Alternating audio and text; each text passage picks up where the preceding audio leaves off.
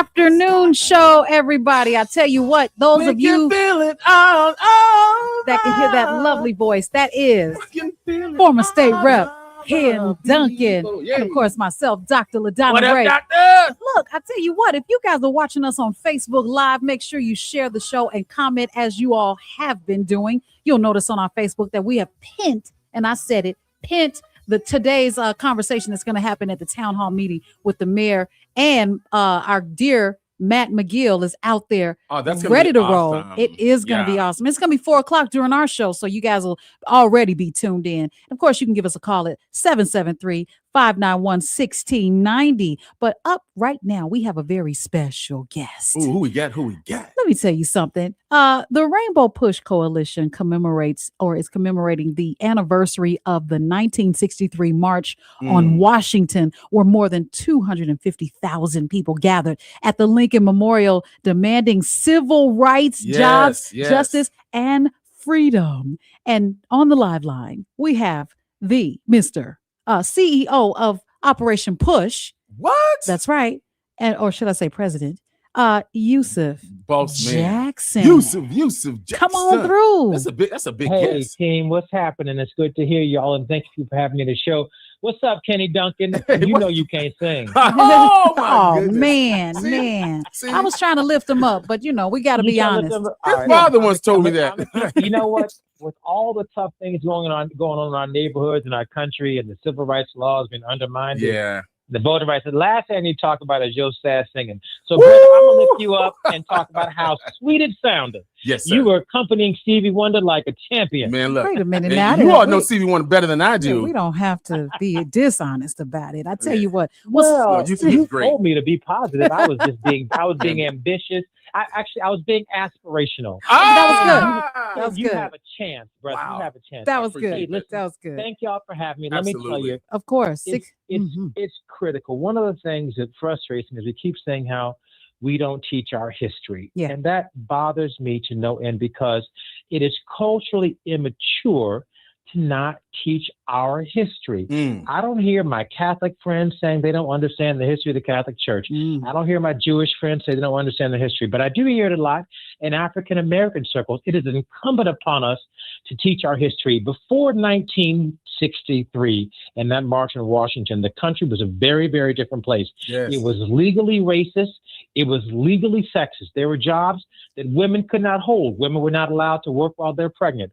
Women were not allowed to work overtime. Women had jobs designed to be secretaries. There were only a certain number of spots for women in schools. That's black women and white women. When the Civil Rights Act came, it opened the whole door to half the population of the United States. We talk about the Civil Rights Act. Let me just talk about that for a second. One of the things that came out of the 63 March, there were three things, among others, was the 64 Civil Rights Act. And that created a condition for workers in the country. That means that when you're working and you're a female worker and you have a male boss, you have redressive grievances when that male boss does things like pays a man more money than he pays a woman for the same job. Yes. Pays a white woman more than he pays a black woman for the same job. Requires you to do unseemly things to get raises or to get promoted in your job. And so when you have the EEOC, which has been happening under the Trump administration, pull back the rights under the Civil Rights Act, that means it allows our women, our children, our sisters, our mothers to be subject to bad bosses, right? To be subject to you know what happens in some of these places, especially in smaller towns, you need rights, and it keeps everybody honest when you have the protection of the Civil Rights Act. It also opened up the Voting Rights Act of 1965, which of course allowed African Americans and others to vote according to a standard. Yes. And it also allowed the Immigration Act of 1965. And so we are celebrating the tremendous progress the country has made, 61 years of progress with the killing of Jim Crow. You couldn't have the country we had half slave, half free. Right. You can't have the country we have half with Jim Crow and half with freedom. Why? Because no company in Europe or out-of-town companies are coming to a cotton curtain South. You couldn't have the Super Bowl in Atlanta with Jim Crow. You can only have these things in free societies. And so what we did When we showed up on that march in 1963, when we showed up on that Park District land, we opened up the door to create what we call the United States of America. We've had 61 years of surviving and thriving in this society since. Much work to be done now. And what we find ourselves now in what we call a deep nadir. What does that mean? That means that with the Voting Rights Act neutered and the Civil Rights Act undercut, we're back to where we were pre-Jim Crow. Mm-hmm. Can you So imagine? this March, I can't imagine. I'm I mad scratch as my hell. head like, And- this is not happening. We're And living let me it. tell you something. If we die today, we are dying with our children having fewer civil rights than we were born with. And that's why it's incumbent upon all of us to leave the country better than it was when we found it. If we die today, it is not. And we cannot afford to allow the legal infrastructure that our forefathers and ancestors built to be dismembered, and we die without being united in a way that allows us to get our infrastructure back built better than the one we did in 1963, 64, and 65. So our proposal as the Rainbow Push Coalition is to enfranchise the Voting Rights Act, insert components of the Civil Rights Act in the Constitution. That's our next step, not just an act in Right. Congress, but a constitutional amendment Yes. that protects voting and protects our civil rights for women, African Americans, Native Americans, immigrants, and the whole gamut. It's like 97% of the country is covered by the Civil Rights Act and Voting Rights Act. Think about this. It's not just African Americans. When they close polls early in the suburbs, that means that white women entrepreneurs have to leave work early to go vote. Right. When they say that you can't bring water for folks waiting in long lines because it's hot outside and they're waiting to vote, that's unconstitutional. When they say that I can't take my handicapped brother, my handicapped mother, my handicapped father into the poll to help them vote, that's all Civil Rights and Voting Rights Act stuff. Mm-hmm. And so there are all kinds of ways that they use to keep us from voting. And that's one of the reasons why we must fight. And so we have this commemoration march coming up this Friday. And then on Saturday, we're going to talk about it, because the idea is not the march in and of itself is not the act of civil disobedience. It is the plan and the collective consciousness we gather working together and then taking the marchers back to where they are in the South to vote in massive numbers to overcome what has just happened with respect to the Voting Rights Act. So it's the ideology of us coming together, not the march itself. It is going back and getting the work done. That's right. Absolutely. And Yeah. and Yusuf Jackson, let me tell you, man, shout out to you and Operation Push. Can we hold them on? Are you available on the other side of this break? I got you. Let's do Okay, it. perfect. Thanks, Yusuf. All right, guys, we're going to be right back and more on this topic. Of course, we're commemorating the march 63 years ago right here on WVON 1690. We'll be right back. More from LaDonna Ray and Ken Duncan coming up on the Talk of Chicago, 1690 WVON. Big news, Chicago! Kodo Hibachi just got bigger. Your favorite Black-owned hibachi spot now has 2 Southside locations. Fresh hibachi bowls, garlic butter favorites, and that unforgettable Kodo flavor. Visit 258 West 31st Street or our new Morgan Park location, 11710 South Marshfield Avenue. Open Tuesday through Sunday. 2 locations, 1 great flavor. Kodo Hibachi, where flavor meets culture. Summer is here, the season of sunshine, picnics, and savings with a 4.50% APY on CDs at United Fidelity Bank. United Fidelity Bank believes freedom starts with smart savings. Whether you're hanging with friends and family or enjoying a summer night, your money should still be working for you. Open a United Fidelity Bank 18-month certificate of deposit with a 4.50% annual percentage yield. At United Fidelity Bank, they focus on you, your needs, your goals, your questions. Their personal service is something you will not find at a big box bank. Get the experience you need and the service you deserve. Stop by their Chicago flagship branch at 1701 West 87th Street to open your 18-month 4.50% APY CD today. Or visit UnitedFidelity.com. United Fidelity Bank, where your summer of smart savings begins. Rates subject to change at any time. CDs renew automatically to the standard rate in effect at the time of renewal unless instructed otherwise. Member FDIC. When you play the Illinois Lottery, you're generating funds that support education. No matter the prize, Illinois wins. Play all your favorite Illinois Lottery games today to help raise more for education. Be smart, play smart. Must be 18 years or older to play. Game odds available at IllinoisLottery.com. Greetings, WVON family. It's your brother and friend, Bomani Obedelli of the Activist Hour. Join me on Saturday mornings as we discuss a holistic and public health approach to addressing community violence. We will also be discussing ways that we can create a safe, peaceful, economically thriving, and healthy communities. Join me Saturday mornings, 8 a.m. on WVON for the Activist Hour. This report is brought to you by AutoZone. Get in the zone. The free AutoZone Fix Finder service can help you troubleshoot the likely cause of your pesky check engine light for free and help you save time and money down the road. Restrictions apply. Get in the zone. AutoZone. WVON traffic and weather now. Good afternoon, Chicago. I'm Logan Page, and here is your traffic update. Dan Ryan, downtown on 95th. Stop and go traffic 29 minutes. I-57 Ryan I-80 4-minute delay 19 minutes. Mr. Ford Ryan I-80 94 stop and go traffic due to road work 20 minutes. Stevenson through Sabo Lakeshore Drive to the Tri-State 22-minute delay 32 minutes. Eisenhower Wolftown Post Office stop and go traffic 38 minutes. Kennedy downtown to O'Hare stop and go traffic 43 minutes. And Eden's Montrose Lake Cook smooth sailing 15 minutes. Your weather for today, Chicago, is brought to you by the Chicago State University Cougars. WVON is the exclusive proud media partner of the Cougars' inaugural season. Their historic NCAA Division I football journey kicks off this Saturday at SeatGeek Stadium in Bridgeview, and you can catch the Cougars games airing on Bond TV. Today, isolated storms and showers, high of 84 and a low of 67. Tomorrow, mostly sunny, high of 80 and a low of 63. In our city, it's currently 84 degrees and mostly cloudy. That's your traffic and weather update now. I'm Logan Page on the Talk Chicago WVON 1690 AM.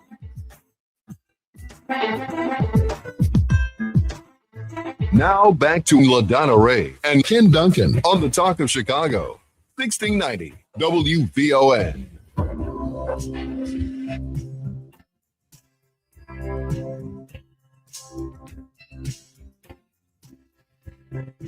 Baby, you peace I said with a fine tune. All right, we are back.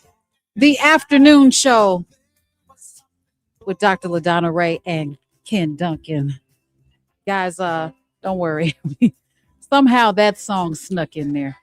We're talking to Yusuf Jackson of Operation Push about the 63rd year since the march in Washington. And I wanted to ask you a very strong question, because we always talk about the things that we have to do to get together as an organization of people, a community of our heritage, our culture. And I want to know, what does structure look like to you? What does it look like? Is it organizations? Is it money? Is it local leadership? What does it look like to you? One, there are a lot of us. And so I would say first, I'm going to say two things that may seem like they conflict, but they don't. One, give yourself a break. We have a lot of institutions and a lot of organizations, a lot of churches, a lot of civic organizations. We have a lot of Divine Nine, and a lot of them are doing really, really good work. Others need to be focused, but many are doing really, really great work. So the first thing you've got to do is join a civic organization or a church organization. Don't complain about the civic organization. Don't complain about the church. As a Rainbow Push head, we're members of the national organization, National Action Network.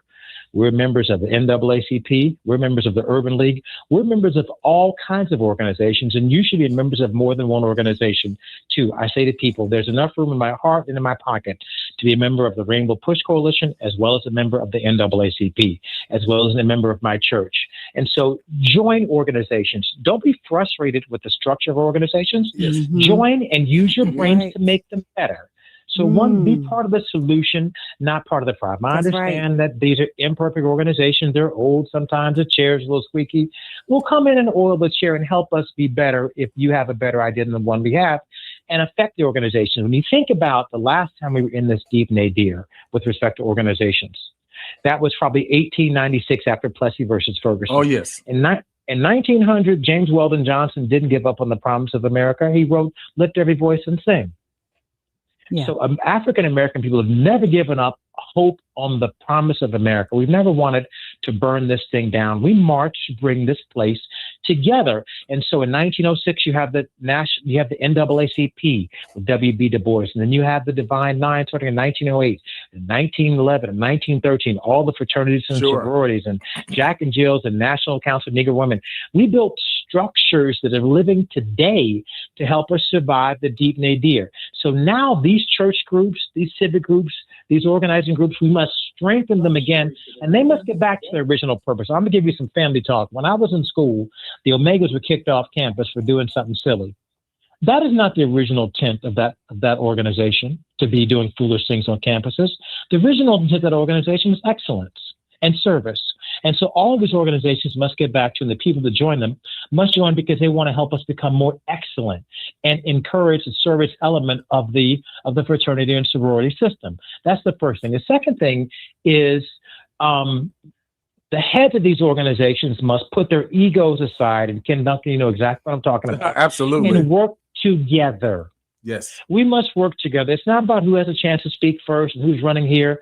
And so I think until we pick up our blessings that the Lord has given us and not let our blessings of division, blessings of community become curses of division, I think we will achieve more than the generations have in the past. One, because we've learned from them, and also because we're unified. Yes. So the heads of the organizations have got to do better, and the people in the organizations have got to do better. I call that whole umbrella cultural maturity. It is not funny that people crack a joke and say the best way to hide something from an African American is to put it in the book. I don't think that's funny. Nope, not at all. I don't think that's funny because we must be learned people. We must be literate people. We must teach our history. We must learn our history, not just the head of household. Maybe it comes from the middle of the household. Who knows where the spark is in your household that helps the household get on better footing? I will tell you, we eat junk food, believe it or not, in my household. It was my younger sons who said, "Dad, we're not eating that food anymore." My younger sons were the ones who, I grew up on Cheetos and Doritos. My younger sons were the ones who kicked all that stuff out of the house, and now we're basically an organic family. I love that. And the same thing can happen with the organization. Right. Yeah. So, but yeah, President Yusuf Jackson, tell us, and you and I are literally politically aligned on the same page, probably about 98%, at a minimum, and I love it. I love the revitalization of our minds and spirits towards what laid the foundation down to us. But tell the listening audience what next steps that we must do, not talk about, but be about. That's right. This Friday. You got it. So the first thing is, if you can't make it to Washington, D.C., watch the march on television. Pray for, because I believe in the collective power of prayer. Speak aloud, everybody who's speaking there, everybody who's watching there, so that we can pray that the Lord uses us of instruments of justice and thy peace. That's the first thing, and allows us to look beyond our own egos on that stage. I think I'm one of the speakers on the stage to help do something better for our community. Let me just keep going with that for a second. Yeah. I truly believe that over the last generation, centuries of African American enslaved people and disenfranchised people prayed for a day where we would be where we are today. Why? To help our people move forward, not to drive fancier cars, not to have bigger watches and nicer houses. But my slave ancestors prayed that there would be a brother named Yusuf that'd be born one day that would have a chance to gather, that would have a chance to get an education, that would speak without splitting infinitives, and that he could actually do something helpful to his people. And that holds true for you too. So all of us are here on the virtue and the value and the strength and arms of those prayers that we must recognize and take our charge here seriously. That's a part of our cultural maturity, understanding that the Lord put us at the intersection between slavery and freedom and used us as an example of what can happen if you stay faithful through the years. Now, here we are today, recognizing that we're in this special place, not because of our melanin, because of where we are in history and how we chose to unite the country, not pull it apart. That's the first thing you have to understand about where you are and your charge to be just a little bit more serious than you are silly as you enjoy this road in this world we call the United States of America. That's the first thing. The second thing is go back and get on a plan. After you watch that, you got to get your local plan together. We must not only turn on ourselves, but we have to turn out our neighbors, our friends, and our families to go to the polls. Yes. We have lost things under the Voting Rights Act. They are cheating. They are unfair. They are disenfranchising us. But you know what? I've never seen anybody enfranchise me besides me enfranchising myself. See, come on, Yusef. And so you have to enfranchise yourself by showing up in massive numbers with your friends at the polls. And I will tell you what, if you show up all black, your numbers aren't big enough. You must find common ground with people economically situated the same way you are, who also have milk and butter, egg and cheese, and car note and education problems. There are a whole lot of working white folks. There are a whole lot of working women. There are a whole lot of Native Americans and Hispanics and Somalis and Haitians who we need to build coalition with and go to the polls together. Together, we have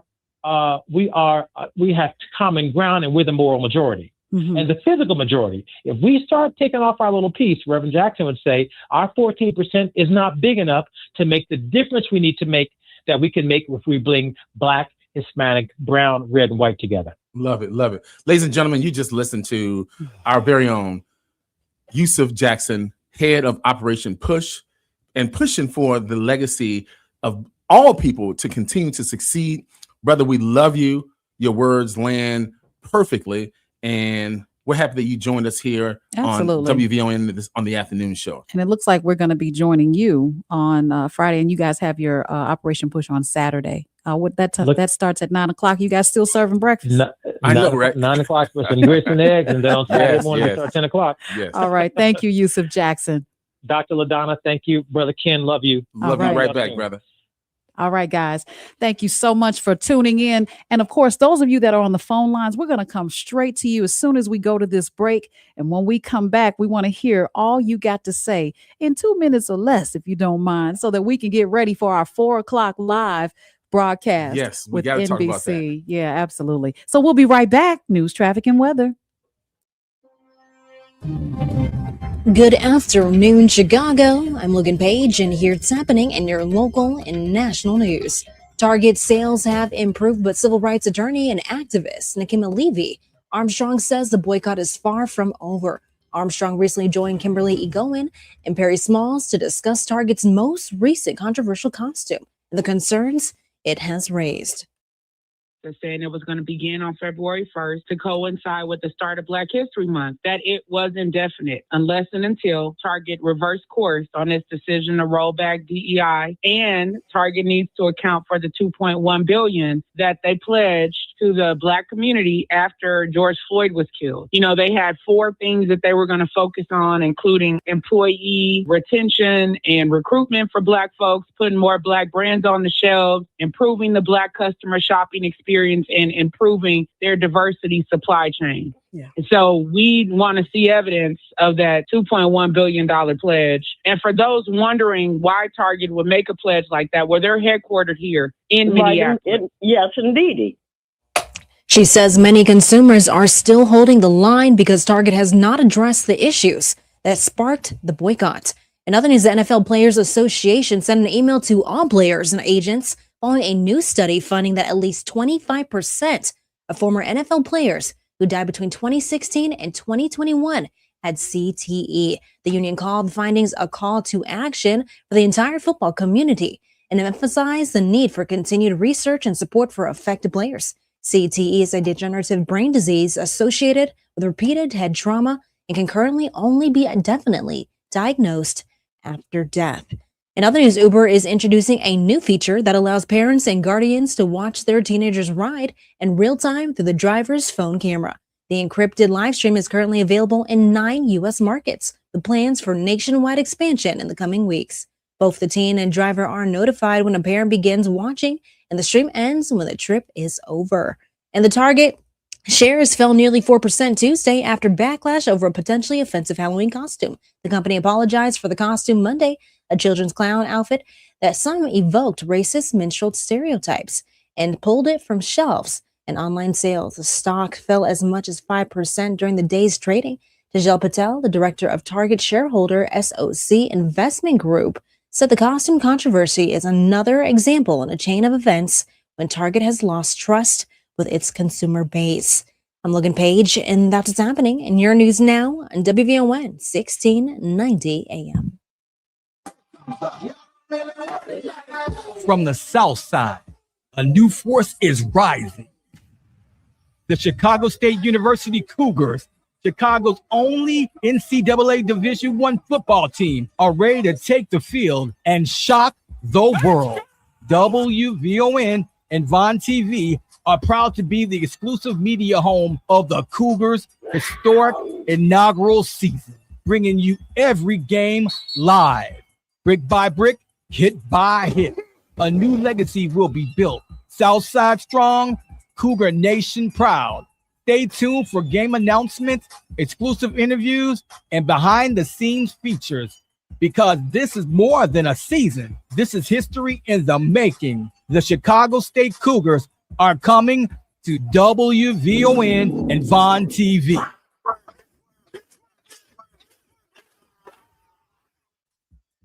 This August, renew your spirit only on VON TV. Watch Behind Our Walls, a powerful documentary following incarcerated men pursuing a college education through the Calvin Prison Initiative. It's an inspiring story of determination, redemption, and the transformative power of second chances.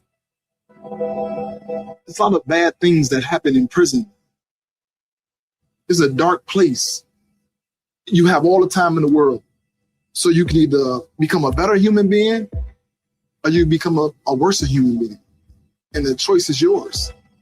Then spend time with Serenity, Strength, and Style with Sylvia Ewing and friends. Uplifting conversations about wellness, self-care, resilience, and living with intention. August on VON TV offers stories that stay with you long after they're over. Watch on Roku, Amazon Fire, Apple TV, the WVON app, or at VON.tv. VON TV, for the culture, by the culture. There's a new sheriff in town, and this lawman is on your side. When you need legal help, you need somebody who knows how to fight for you. Estate planning, wills and trusts, bankruptcy, personal injury, and real estate. Put the lawman on your case. Attorney Ernesto Borges. Lawman Legal Group. Call 844-939-1800. That's 844-939-1800. WVON, traffic and weather now. Good afternoon, Chicago. I'm Logan Page, and here is your traffic updates. And Ryan, downtown on 95th, stop and go traffic.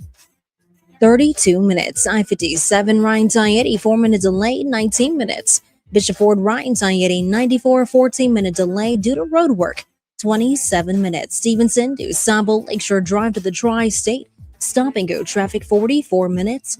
Eisenhower Wolfto Post Office, stop and go traffic, 40 minutes. Kennedy downtown to O'Hare, stop and go traffic, 45 minutes. And Eden's Manchos Lake Cook, smooth sailing, 16 minutes.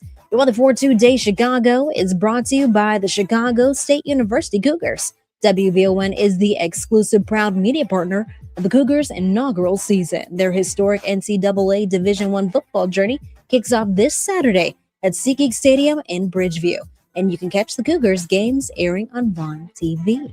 Today, it's isolated showers and storms, high of 84 and a low of 67. Tomorrow, mostly sunny, high of 80 and a low of 63. In our city, it's currently 84 degrees and mostly cloudy. That's your traffic and weather update now. I'm Logan Page on the Talk Chicago WVON 1690 AM. Now back to LaDonna Ray and Ken Duncan on the Talk of Chicago, 1690 WVON.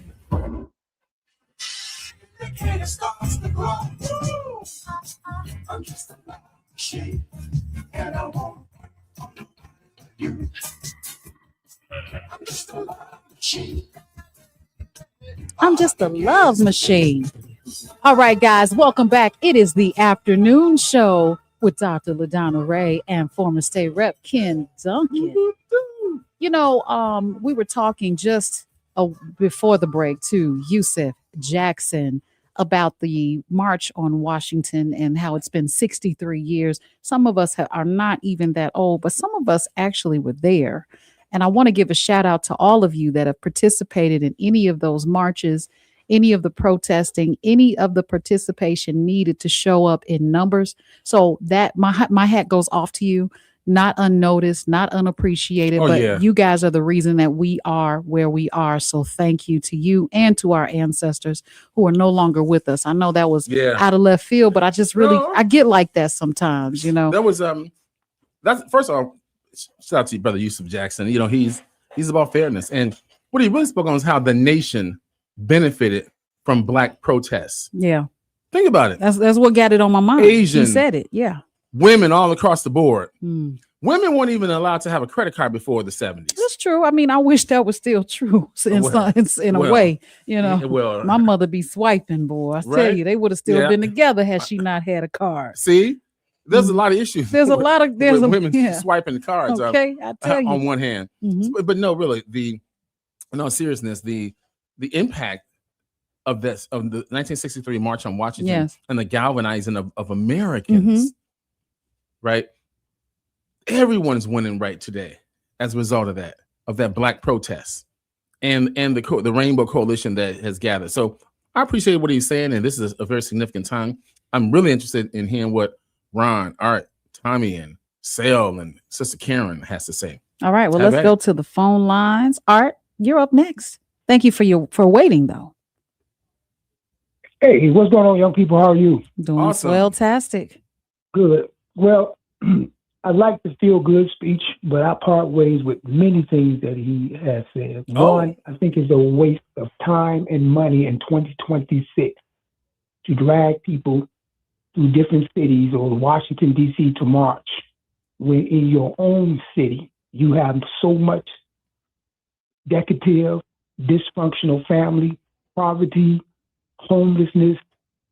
So first march should be Operation Push is your group, and the rest of these groups is march down these neighborhoods and communities, start to use your organization to clean up them from a community code of conduct and family value system by opening up your doors and providing free classes in literature. I'm not saying they do not, because I'm not saying all of them don't. Codes of conduct, how to dress. Girls running around. Look, I just want to interject here.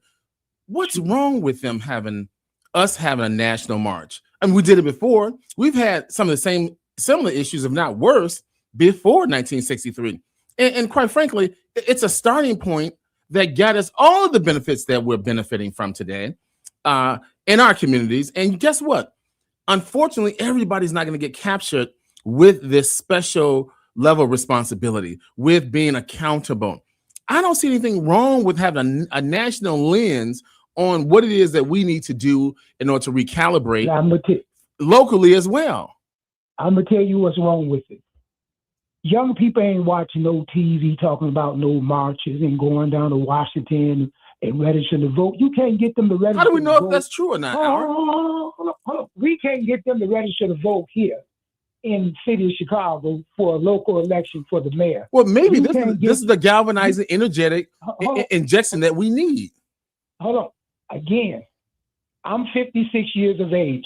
I would not waste my money going to Washington, D.C. If I'm going to give some money, I'm going to give it to something local that can do an immediate impact on young people, students, and families that needs those attention. Right now, when they lead that march, I promise you, don't take my word, I promise you, we won't be no further than we are today. I can bet I disagree with that, Art. I don't like the sound of that. I really disagree with that. I don't like the sound of that. But I do challenge you, Art, to mobilize a group of people to march on what you stand for. Your platform is very valid, yes, but I do challenge you to mobilize some individuals that can march or protest or gather or teach, right? I love that. So that they can make an awareness campaign that goes towards the community code of conduct. We have to do better in a lot of different areas and at different levels too. And right, absolutely. And having the national march versus a local march or whatever it takes is what we got to do. So the young people, how do we mobilize them? I'd love to have that conversation, but not today. Thank you so much, Art. All right, guys, I'm going to go to the next caller before we go to the next break. Tommy, thank you so much for waiting. You're on WVON 1690. Well, make it plain, Tommy, and make it quick because we got a minute. Very quick, Madonna. You should stay in your feelings. And reason why I say that is because that was the only with some sense. And Ken, I absolutely love you. And at this point right now, if you really got to go through explaining to individuals why we march and why we ought to be insulted and concerned as hell, I mean, damn. Goodbye. you got Tommy frustrated. He was. That's the mic very drop. frustrated. Thank you so much, Tommy. All right. We're going to go to break and we're going to take this one on time, guys. Go ahead and hit those phone lines. Actually, when we come back, just be mindful. You have about a minute to say what you got to say because we have a hard stop at 4:00. Okay. Yes. And we will be back, guys. All right. We'll take this break for traffic and weather. More from LaDonna Ray and Ken Duncan coming up on the Talk of Chicago, 1690 WVON. This is the story of the one who keeps multiple buildings running smoothly day after day. Plumbing that flows, HVAC that hums, cleaning supplies that keep surfaces sparkling. That's why she counts on Grainger. With easy reordering online and 24/7 support, Grainger helps her keep the products she needs on hand. So shelves stay stocked and buildings stay ready. Call 1-800-GRAINGER, click Grainger.com, or just stop by. Grainger, for the ones who get it done. When you're finally off the clock after a long day, dishes put away, kids asleep, feet kicked up, heartburn. Don't let heartburn take over your hard-earned moment. Quick, Alka-Seltzer. Nothing works faster for heartburn relief. Alka-Seltzer effervescent tablets begin neutralizing stomach acid in seconds, so you can get back to your one more episode marathon. Quick, Alka-Seltzer. Because nothing works faster for heartburn relief. Use as directed. Hi, I'm Tavis Smiley, inviting you to join me weekdays from 6 p.m. to 9 p.m. right here on WVON. I am bringing you a national perspective on all the happenings in the Black community and, of course, politics. It's talk radio for us, by us, and this is where America listens. It's Tavis Smiley, weekdays from 6 to 9 p.m. on the Talk of Chicago, 1690 WVON. Maria Pappas with Black Houses Matter. We're up to way over 400 million here. Yeah, giving money back. How about that? People in Bellwood got 10 million, Broadview 6 million, Burnham 3 million, South Holland 17 million. The city of Chicago's up to $190 million that we have given back to African Americans. Who does that? Nobody does that but WVON. Cook County Treasurer Maria Pappas with Black Houses Matter, Monday mornings at 11:30 a.m. on the Talk of Chicago, 1690 WVON. This report is brought to you by RockAuto.com. A bent tie rod can quickly bring a drive to a halt.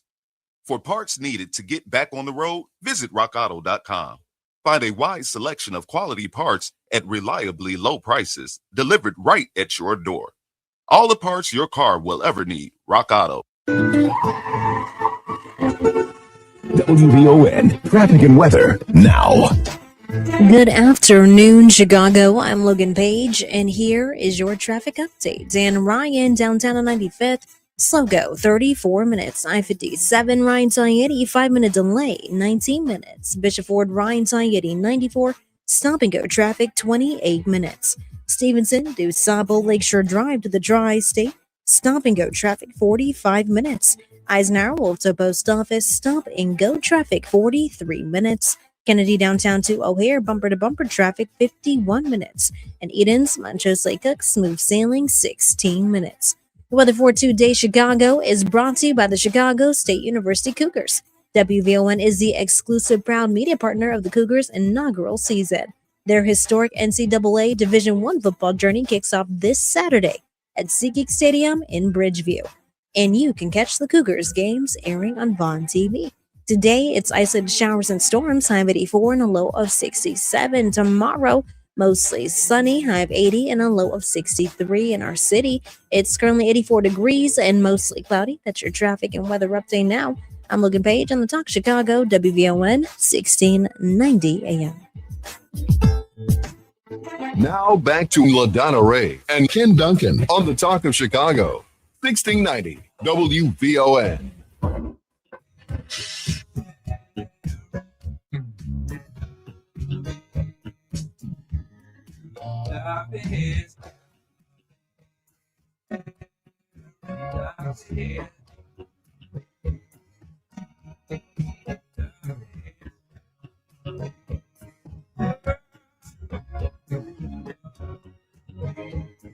All right, told you we'd be right back. We're going to go straight to the phone lines. It's the afternoon show.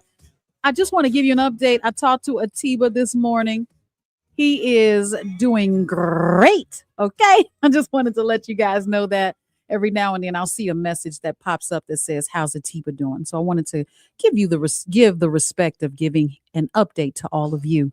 Guys, let me go ahead and grab these phone lines. I want to give you a minute to speak because we got to get through the phone calls and then we got to get to the live coverage that we have at the town hall meeting. Looks like we're going to go and grab Sel. Hey, Sel, you're live on WVON. Thank you, sweetheart. And Ken, listen, the world knows that I specialize in cleaning up filth, dirt. That was the filthiest statement yet coming out of Art's mouth. All he ever does, in my opinion, is call in to vomit on anything. I refer to him as the yeah but dude. Yeah, but I'm gonna use that. Yeah, but the yeah but dude. Listen, I called in to talk about Dory Miller. You asked for more information. Yes. He was a hero from World War II. Yes. World War II. Before the first rivet was put into the ship, it was said that this aircraft was going to be named after him. The Donald Trump idiots are trying to change the name. We're having a protest. We're having a protest Saturday. Where? At the Daily Center. At the Daily Center, 1:30. 1:30. Whether you're a veteran or not, we have got to say something, and I'm appealing to the veterans. Let's do something. Plus, I'm encouraging everybody to listen into the Black Star Project Saturday night. We're announcing the $500 iStore contest. You don't want to miss this. All right. All right. Thanks, Sel. Let's move on to the next caller. Ron, you're live. Yeah, big respect for Art. That was garbage. But that's what he's engaged in. Hey, Ken, you said, well, why shouldn't they go there? They can go wherever they want to go. They can march, do whatever I'm not interested. I'm not going to read about it. Right. If I hear it on the radio or the and this is why. He talk about other people celebrate things. Yeah, and they've accomplished some. But, I want to just say one thing to you all. You all let him make some wild exaggerations. He said, we got all these churches and organizations. He said, we're doing great. In what area? But see, y'all hear us talk about on the week, but I know y'all gotta let your guests say nonsense. Everything he said was garbage. It means nothing. And his organization's right at the top. That's why that place would be vacant. But to let someone come on and say that, attorneys, we got this. Okay, well, why are black people's conditions so big? And he gonna talk about people criticize. I have a right. I'm 69 years old, man. I can criticize whatever I want. And I know that's right. Thank you, Ron. Let's go to Karen real quick. Hey, Karen. Real quick, nope, it's time to keep marching. Marching has done nothing but made a position for people who have never worked, never created a business, got them out of college, got them through the sororities. And let's just be real. The man said himself, he vetoed our our city to continue to be a sanctuary city. And the sad part is the elite and the boule are teaching illegals how to legally own and operate businesses. That's why we're failing. That's why we're nowhere, because we keep believing in these losers. And as far as Sal is concerned, I picked Sal up for him to help clean up, and I continue to do, but he couldn't do it because he didn't like my political choice. It's a joke. Stop marching. Really? And Ken, I'm reading a book that you say your cousin wrote. Let's be real, Ken. Tell people the truth. When you in that position, it's nothing but poor Black people who think that they're right, making money off of other poor Black people while white people donated to. And if you're not part of the elite and boule, this doggone marching crap means nothing. Stop it, y'all. Damn. Oh, come on, Karen. All right. We're going to go to the next caller. We're giving you guys a minute and no more. Karen, tell us how you really feel. I know. I need the name of that book. Let's go ahead and grab Django. Get her back on. Not today. Not today. Of course not today. Django. You're live on WVON. Django at that, huh? Hey, greetings. You bring on Django, having said all that. I'm just picking them in order. Yes. Hey, thanks for taking my call very quickly. You know, it's really about solutions. As Malcolm once told us, we just got to get clear first on the objective. There you go. We may utilize various strategies, methods, and tactics, but let's get clear on the objective. The objective is we need more monthly participation by those who say they care and are concerned. So, of course, I'm going to encourage everybody to commit to give a dime a time and show a double love just because every single month. Yes. That means volunteer 10 hours of your time every month and donate $20 to a person in need or to a worthy cause. I like that. This is a simple, basic plan. I love that. To rally around and build numbers around everybody who's committed to doing the same thing at the same time every single month. Now we have something to track. Now we have something to document. And now we can actually say after 8 months, what have we accomplished as a people that is substantive? Yep. If we don't have a plan to achieve it, we're going to be constantly reacting instead of actually making it happen. I love that. Thank you so Django. much. Let's go ahead and grab Pianki. Pianki, 1 minute. What you got? Not even, because we got to go. Since August of 2025, Target has doubled in price. It closed the other day at $170.75. So whoever said that a boycott is hurting it, that's a damn lie. Another thing, they do minstrel strolls in France. Mexico has a minstrel postage stamp. They said they ain't changed it. It's called the Penguin. And I challenge you to show me how my vote has been disfranchised. I vote all the time. Please show me. I will do and that. I love you, brother. I love you right back. Donna, don't let them take you off into this quagmire. Talk to you later. All right, brother Bianchi. Y'all like hearing me weep. Okay. Hey, look here. 4 o'clock is very close, and we see Brother Chris, Jack, and MK hanging on. And guys, we appreciate your patience, but I will tell you, we got to get ready for 4 o'clock. We have to, because yes, and we got ticket giveaway too after the fact. But after tell them about what you saw, because you went there. Well, I had a meeting earlier. Okay. So here's what's going on right now. Mayor Brandon Johnson, the Chicago Mayor Brandon Johnson, is about to engage with a panel of journalists, noted journalists, with Carol Ahern and our very own Matt McGill here from WVON. Yeah. It's going to be a very, very timely conversation because he is looking at possibly his reelection and articulating to us a very succinct direction of where this state, where the city should be headed, right? And what his goals are, what he's accomplished, et cetera. And I think this is going to be timely and very interesting for all of us because the questions that Matt and I talked about just yesterday here on this show is going to be relevant and hopefully responded to in a way that gives us a different or a new perspective on this mayor. Yeah, absolutely. And he deserves that. He deserves at least to be heard. And just like, when Trump was running the first time, I went to his town hall meeting because, well, you can't call it that because he never showed up. But I went to hear what he had to say. Sure. You have to hear what the man has to say. And so we hear what his platform is all about. That's it, guys. 4 o'clock. Now, that's not it for us. We'll be returning after this live broadcast right here on WVON 1690 by way of VON TV. Go to VON.TV to see it live. We'll be back. The views expressed on our programs are not necessarily those of WVON, Midway Broadcasting Corporation, or our participating sponsors.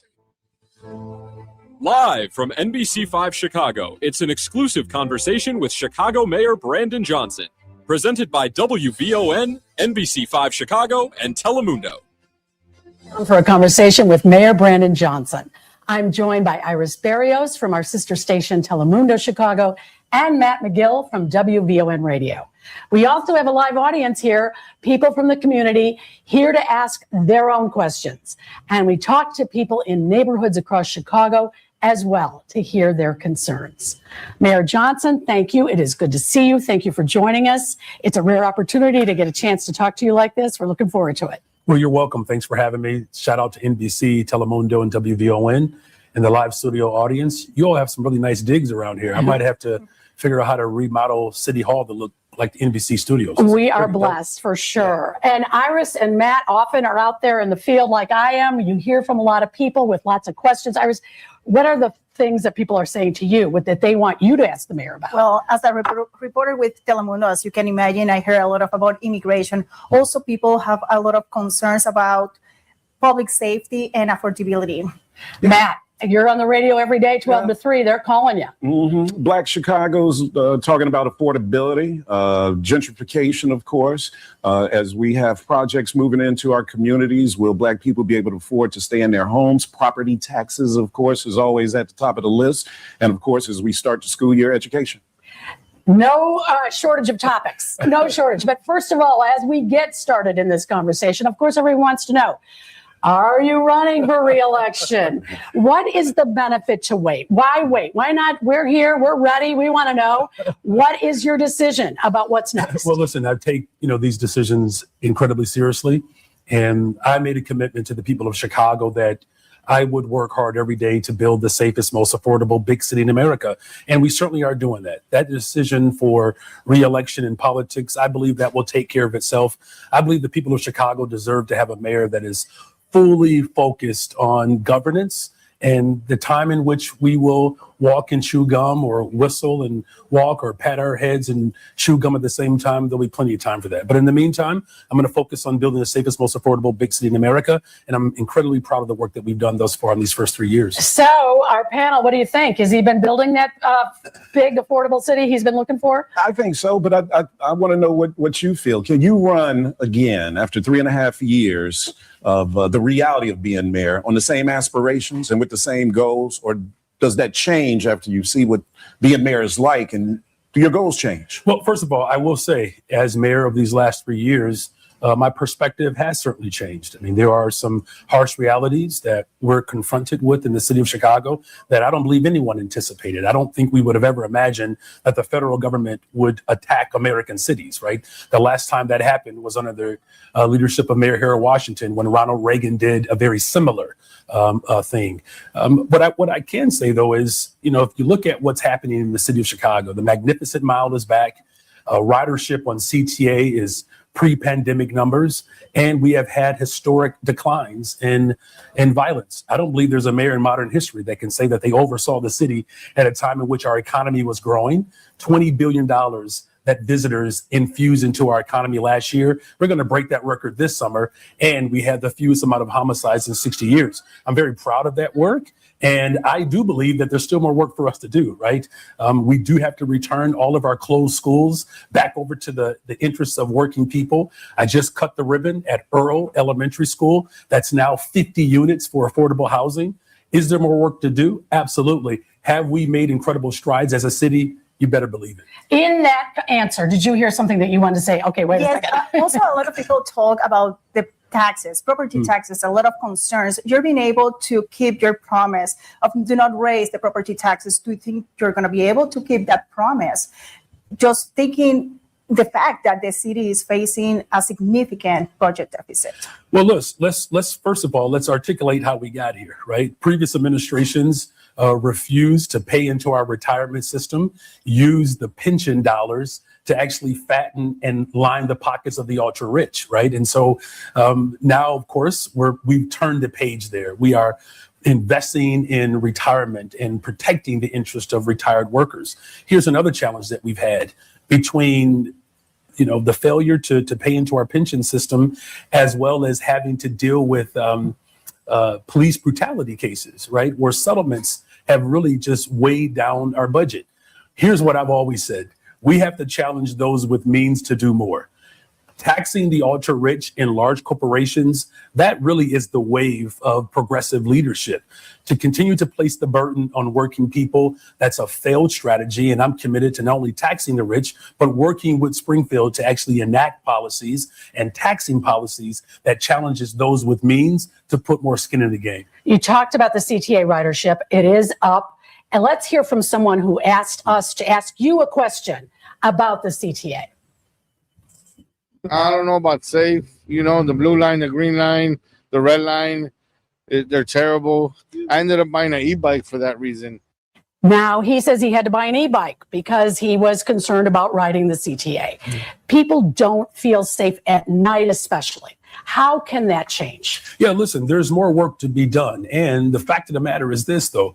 We are now over 1 million riders every single day, and crime has gone down 58%. Here's how we've been able to do that. There's a presence of law enforcement working with our sheriff's department as well as CPD, but we're also making sure that there are community-based organizations that are part of this effort, because we do know that there are a number of people who use our public transportation system as temporary housing. Yes. This is a challenge that we've had for decades in this city. We are addressing it by building more affordable units. We have a one shelter system that the governor and I came together to develop that. Now we do not have a waiting list for families who are looking for housing. We're building more non-congregate settings. Have we accomplished everything that we needed to accomplish in 3 years? That's not something that you can do, especially after 30 years of malfeasance. Now, here's my goal, is to make sure that people have accessible, affordable, and reliable public transportation. Now that we're moving to a regional operation, September 1st, the NETA board will be in full effect. And so you're going to see stronger connectivity. The state of Illinois has infused over $1 billion into our public transportation system. That's a good thing. And so to that rider, first of all, be careful on that e-bike as well, right? Yeah, excellent. But I will say that I'm pleased with the direction, knowing that there's still more work for us to do so that people can absolutely feel safe riding our public transportation system. Well, leadership at CTA, are you happy with the leadership there? I know Dorval Carter was there for years, and a lot of people were calling for his head. He's gone now. New people are in place. The leadership there and the board there, are they working in sync with what your goals are for CTA, well, especially in the area of public safety? Yeah, well, listen, let's just talk about the highlights. And I'm grateful for the leadership that is there in Dorval Carter. We finally secured, after 50 years, $2 billion to extend the red line to go past 95th. We modernized 4 stations on the north side. I believe the Argyle, Lawrence, Berwyn, Bryn Mawr stop on the west side of Chicago, which is the blessed side. We just cut the ribbon at the Austin stop. Our refresh and renew $6.2 million to modernize our L stations, but also to make them more accessible. That work has been, ongoing. I'm glad that under my administration, we've been able to get it done. Now, again, when it comes to safety, there is still more work for us to do. Make no mistake about it, right? Because listen, we have families who rely upon public transportation systems, our public transportation system, to get to work, right? To get their children to school. I get that concern. Trust me, I do. And though 58% is a start in the right direction in terms of reduction of crime, it does take a holistic approach, right? It's not just the sheriff's department, the police department. It's also our community partners that are helping to transition people into stable, affordable housing so that we can have a system that we're proud of. And doesn't it also take a relationship with the federal government? We haven't seen you have one necessarily with the White House.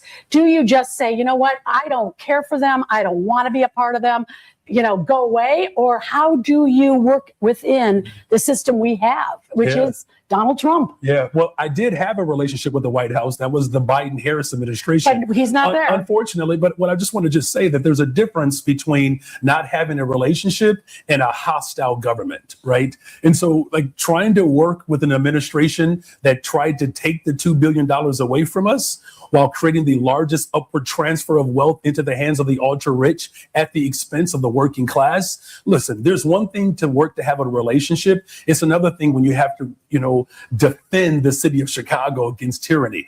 Would I much rather have an administration that was not animist towards working people? Absolutely. My door is always open to Donald Trump in the White House, but we cannot have a relationship if it's one-sided, right? The federal government has a responsibility to deliver to the tax dollars that we ultimately send to the federal government in the first place. To have our hand in hand as if we are subservient, that we have to beg for the federal government to return the tax dollars of our state back to the people who actually contribute more to the government than the federal government actually contributes to the local government. That's quite frankly asinine. But I will say this, I'm willing to work with anyone as long as they're committed to making sure that working people in the city of Chicago are prioritized and valued. We're almost 1 year of anniversary of Midway Blitz, talking about federal government and our city. There's a lot of business owners that they're still recovering because of the Operation Midway Blitz. And in fact of that, people still in fear. And they want to know have you considered at some point to cut or reducing programs or offices that offers programs to the undocumented migrant community like the state did? Well, let me just say, a year ago, what the Midway Blitz has done to the people of Chicago and around the country is just absolutely reprehensible. And we are creating pathways now to hold the federal government accountable. Whether it was sticking long guns in the faces of women and children on the south side of Chicago, putting a black man in an illegal chokehold that could have killed him, or shooting Miramar. And it's just absolutely reprehensible. The reason why I worked so hard to come up with executive orders to protect the people of Chicago was to ensure that we're not just protecting our lives, but we're protecting our livelihood, right? And the impact has been profound. That's why, I initiated the Cut the Tape initiative for small businesses. I'm committed to making sure that there are programs and support for small businesses to continue to infuse into our economy. The number one employer of community outside of the government are small business owners. They are the lifeblood of our community. And when you talk about the economic corridors of our city, whether it's, 22nd Street, whether it's the Magnificent Mile, or whether it's Cottage Grove or Chicago Avenue, these economic enclaves are the lifeblood of our city. And so I'm going to continue to do everything in my power to ensure that these small businesses have the support that they need to continue to do business with the city of Chicago and to hire from the community. And today you signed an executive order. Yes. You're being a big supporter of the migrant community. Why today? Yeah, and do the orders mean much? I mean, is it a press release? I mean, what happens with those? Well, they mean enough that 10% of the country, they're currently living under executive orders that I pioneered here in Chicago. So these executive orders had so much influence that New York followed our lead, Los Angeles, other municipalities around the country. Listen, to some extent, this is new, right? I mean, the fact that local government is now responsible to come up with international and federal policy, that's a new thing for mayors. And so the executive order today, to your point, was to hold these corporations accountable who rely upon our tax dollars to secure their contracts. The executive order today to provide stricter procurement processes to turn the light on of these corporations, that if you're doing business with entities that are causing harm, then we're not just going to shine the light, but we're going to have an expectation that the taxpayers deserve to have contractors who support our lives and livelihood. And so absolutely these executive orders have meaning. Is it the only thing? No. Am I using every tool that's available to me? Absolutely. All right, Mr. Mayor, we so appreciate you being here. We're going to take a short break. We'll be back already? with so much more. We're going to hear from our audience. Stay with us. You're listening to an exclusive conversation with Chicago Mayor Brandon Johnson, live from NBC5 Chicago on Chicago's essential storyteller, WVON. I'm still going for it, even with higher stroke risk from atrial fibrillation, an irregular heartbeat not caused by a heart valve problem. In a clinical study, Eliquis apixaban reduces stroke risk and has less major bleeding than warfarin. Don't stop prescription Eliquis without asking your doctor. Stroke risk may increase. Eliquis can cause serious and potentially fatal bleeding. Don't take if you have an artificial heart valve, abnormal bleeding, or antiphospholipid syndrome. While taking, you may bruise more easily or bleed longer. A spinal injection increases blood clot risk, which may cause paralysis. Get medical help right away for unexpected bleeding or bruising, or back pain, tingling, numbness, muscle weakness, or incontinence. Aspirin products, NSAIDs, SSRIs, SNRIs, and blood thinners increase bleeding risk. Tell your doctor about planned medical or dental procedures. Learn more at Eliquis.com or call 1-855-ELIQUIS. Ask your doctor about the #1 cardiologist prescribed blood thinner, Eliquis. Today, people are keeping their cars a lot longer. But if your manufacturer's warranty has expired, the high cost of auto repairs could put you on the hook for big bucks. Ludacris here to let you know that with Endurance, you could never pay out of pocket for covered car repairs again. With the drivetrain, transmission, electrical, AC, and hundreds more parts all covered. In less than 1 year of signing up, Endurance saved me over $7,000. You pick the certified mechanic and Endurance pays them directly. If your car is under 20 years old, you're covered with unlimited miles, and your rate won't go up no matter how many claims you file. I've had 5 claims for over $12,000. Who's going to cover your next breakdown, you or Endurance? Choose your plan today and get a full year of elite benefits, a $2,000 value, free. For your fast free quote, call 800-290-0239. 800-290-0239. 800-290-0239. Coverage varies by plan. View contracts and exclusions at endurancewarranty.com. This report is brought to you by Mattress Firm. Still sleeping on that old bed? Mattress Firm sleep experts can help you choose the perfect upgrade. They'll guide you every step, answering your questions. Shop today and save big during the best sale of the year. They'll make sleep easy. Now, back to NBC5 Studios for a conversation with Mayor Brandon Johnson on the Talk of Chicago, 1690 WVON. What is your question for the mayor? Mayor Johnson, I want to know, what are your plans to increase affordable housing on the south and west sides as the city and this country is becoming increasingly unaffordable and the crisis is getting worse? So what are your plans to increase the housing stock on the south and west sides of Chicago? Thank you, Mr. Bennett. Yeah, thank you. That's a great question. And it's one of my top priorities. Again, my vision for Chicago is for Chicago to, be the safest, most affordable big city in America. The average price of a home in New York is $1.1 million. The average price of a home in Los Angeles is about $900,000. That's for 900 square feet in a fixer-upper. And so what have I done thus far? I put forth a $1.25 billion economic development bond. It's the largest economic development bond in the history of Chicago to do just that, build more affordable housing. With that $1.25 billion, we used $300 million to support 15 new developments that will deliver over 1,200 new affordable homes. By this time next year, we are on pace to build over 10,000 by this time next year. Now, do we have a lot more work to do? Absolutely. That's why I've also placed resources into what we call our missing middle program, owner-occupied housing. And developers, of course, reflect the complexion of the community. Owners can live in one unit, rent out the additional units to create generational wealth.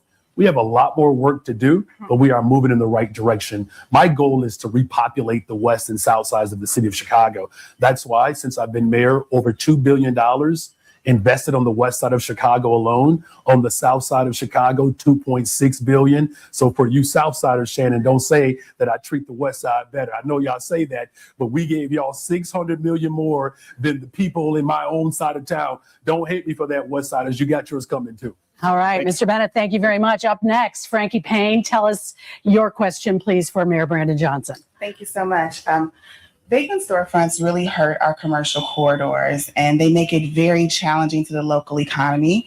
Since property taxes are managed at the county level, how is the city actively partnering to track the tax reductions, specifically actions like Class 7 incentives? Yeah, it's a great question. When I talk about the economic development bond, half of that bond is to create stronger economic corridors. My desire is to either build, create new, or invest in at least 500 more storefronts in terms of small businesses.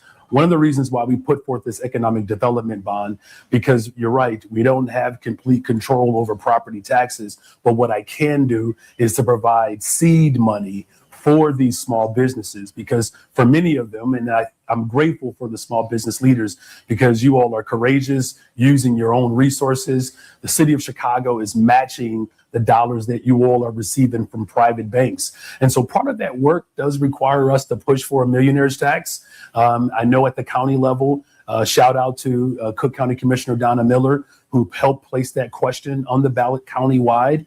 A 3% increase for people who make over $1 million for education and property tax relief, and that will include supporting our small businesses. Do you maybe perhaps have to adjust that to more than 1 million? Because there's probably a lot of folks out there that make $1 million that are going to say no way, but maybe not as many who make 2, 3, 4 million. Listen, I think there's always room for us to negotiate. I'm just not going to break away from my values. But what I can say is this. You know, I talked to a family on the north side the other day ago, a father and a mother. They have 2 daughters, $1,800 a month for rent. By the time they finish paying their rent, they have very little left over for their 2 daughters, right? And so working people every single day are having to negotiate between whether or not they're going to be able to pay all of their rent or have grocery. That's the people that we're focused on right now. And it's well past that the ultra rich in this city, in this state, pay their fair share of taxes. Well, we were also out throughout several different neighborhoods across the city this week, asking Chicagoans to tell us what is their question for the mayor today. These kids go downtown and do all this. What you expect them to do? What happened to the Boys and Girls Clubs? What happened to things like that? We're continuing to cut programs. And what are the safe spaces for young people after school? They want to be able to get together and spend time with one another and be able to show up authentically. And they don't have spaces for that. So how does the city solve that problem? And also with us today, Robert Wheatley, you have a similar question. Yes. So my question would be, what can be done to provide more youth and teen programs to combat the teen takeovers and, give them something else to do, another outlet, because finding the parents just doesn't seem like it's working or the solution. Yeah, listen, I've always said it's about opportunity and accountability, but you're absolutely right. We have to create more spaces for our young people. That's why I'm very proud this year. We're going to likely break the record of how many young people we've actually hired for summer employment. And we're talking about young people between the ages of 14 and 24. No administration has invested more in our young people, but we also partnered with the YMCAs of Chicago. We're working with the Mael Foundation, and I'm grateful for this partnership where we provided free YMCA memberships for young people throughout the summer, and over 3,000 young people participated. And so what I'm counting on as the city, as the leader of this city, is to work with other community-based organizations to be able to provide these type of incentives so that we create more safe spaces for our young people. The last point is that I expanded our youth commission. We now have 40 young people who participate in our youth commission operation. They actually receive a stipend from my administration, and they too come up with these type of creative ideas. Many of the creative ideas that we have done to actually support our young people have come directly from young people who have expressed what they want. And out of that, we actually pay young people to develop activations, safe spaces for them to participate. Because the last thing that they want is a 50-year-old mayor of Chicago to tell young people what's fun, even though I think I know how to have a good time, even as an OG. But I want to make sure that young people can actually lead in creating these safe spaces with them. Well, we will have many more questions from our audience, as well as those we spoke to out on the street this week. Stay with us. We'll be right back with our conversation with Mayor Brandon Johnson. You're listening to an exclusive conversation with Chicago Mayor Brandon Johnson, live from NBC5 Chicago on Chicago's essential storyteller, WVON. Ada S. McKinley has a fantastic early learning and childcare program for kids from birth to age 5. Give your child a strong start. Quality childcare at 13 locations. Free and affordable options. Full days that are convenient for parents. Home-based services for expectant moms and their kids. And they welcome children with disabilities. Limited space available. Enroll now. Call 773-780-0050 or visit adasmckinley.org. Growing older doesn't mean slowing down. It means embracing a new chapter. Join Dr. LaDonna Ray for Senior Talks, featuring honest conversations about health, family, finances, community, and living your best life at every age. Get information you can use and inspiration you can carry with you. That's Senior Talks with Dr. LaDonna Ray, Saturdays at 7 a.m. only on WVON. It's DL Hughley. Who's hanging these kids? And one thing's for sure, black people are damn sure not hanging themselves. Correct. They're not going up in trees hanging themselves. And you know what? The silence of communities, the silence of governance, the silence of cities and municipalities is deafening. Weekdays at 5 a.m. on the Talk of Chicago, 1690 WVON. This is the story of the one who keeps multiple buildings running smoothly day after day. Plumbing that flows, HVAC that hums, cleaning supplies that keep surfaces sparkling. That's why she counts on Grainger. With easy reordering online and 24/7 support, Grainger helps her keep the products she needs on hand. So shelves stay stocked and buildings stay ready. Call 1-800-GRAINGER, click Grainger.com, or just stop by. Grainger, for the ones who get it done. This report is brought to you by Blindster.com. Tired of overpriced blinds? Blindster makes custom blinds simple and affordable. You measure at home, install yourself, and save big. No retail store markups, just custom blinds guaranteed to fit. Blindster.com. Now back to NBC5 Studios for a conversation with Mayor Brandon Johnson on the Talk of Chicago, 1690 WVON. Joined by Iris Barrios, Matt McGill. You have been such a voice of Chicago. When there's something big happening in the afternoon, I bet the mayor's tuning in. I know we're tuning in and listening at VON. What are folks saying about the Chicago Public Schools, the money that's needed, the fight between, teachers, all of that, what's going on? Do people feel good about the schools right now? What's your question for the mayor? Well, look, I think whenever you talk about Black Chicagoans understand the history of the city has always been about under-resourcing their communities and the schools, right? So every school year, parents are thinking about what is the school year going to look like? What is the investment in our children's education and how we can get the most out of it? Now, and that leads me to a question for the mayor, because I know you put together the Black Student Success Plan. Block Club Chicago did a story last week about it and said it's getting off to a slow start. But you mentioned some of the federal funding that you need to make this happen. Is there anything else that can be done to get that program off the ground? And when you take a focus like that on Black Chicago and word something like the Black Student Success Plan, how are you able to manage that without others accusing you of racial preference? Well, listen, I've made it very clear that we have to fully fund our public schools. I was a public school teacher. I'm the only mayor in the history of Chicago to actually send their children to public school, public education. So I fully believe in it. My son is in college, also at a public institution. And so that's why I use the tool that's available to me, the TIF surplus. I've released over $1 billion into our public schools, the largest investment from any single mayor in the course of 3 years, right? But the fact of the matter is this, making sure that our Black students succeed, that improves the quality of life for everyone, right? And it doesn't mean that we don't invest in our ELL programs or our special education program, which also includes our gifted students. It doesn't mean that we don't support our LGBTQ plus community. It doesn't mean that we don't support our teachers and our teachers' assistants. All of that is required. And so, when I released over $1 billion into our public schools, I didn't just say it goes to the west and south sides of Chicago, but let's just be clear though, the largest school closings in the history of America. Today, again, we cut the ribbon at Earl Elementary School, a school that was closed that we now have repurposed for affordable housing. The pain of disinvestment in our schools is real. We do need the state of Illinois to do more. And I believe the governor and the General Assembly agrees. Listen, New York, they fund their schools at 40%. Pennsylvania, 45%. Los Angeles and San Francisco, the state of California funds those schools at 70%. What about Illinois? 25%. We have politicians that have higher expectations for third graders than they do for themselves. And all I'm simply saying is if you really believe in the interests of working people, And that has to prioritize the success of Black students who have borne the brunt of school closures, disinvestment, the firing of Black educators. It is our responsibility to make sure that we turn the page and we live out the hope and expectations that W.E.B. Du Bois articulated. He said that public education at the expense of the state, after all, is a Negro idea. The idea of public education has been birthed out of the hopes and dreams of those of us who are descendants of the formerly enslaved. And so it is only right that we make sure that the success of our students is powerful. Here's the last point, though.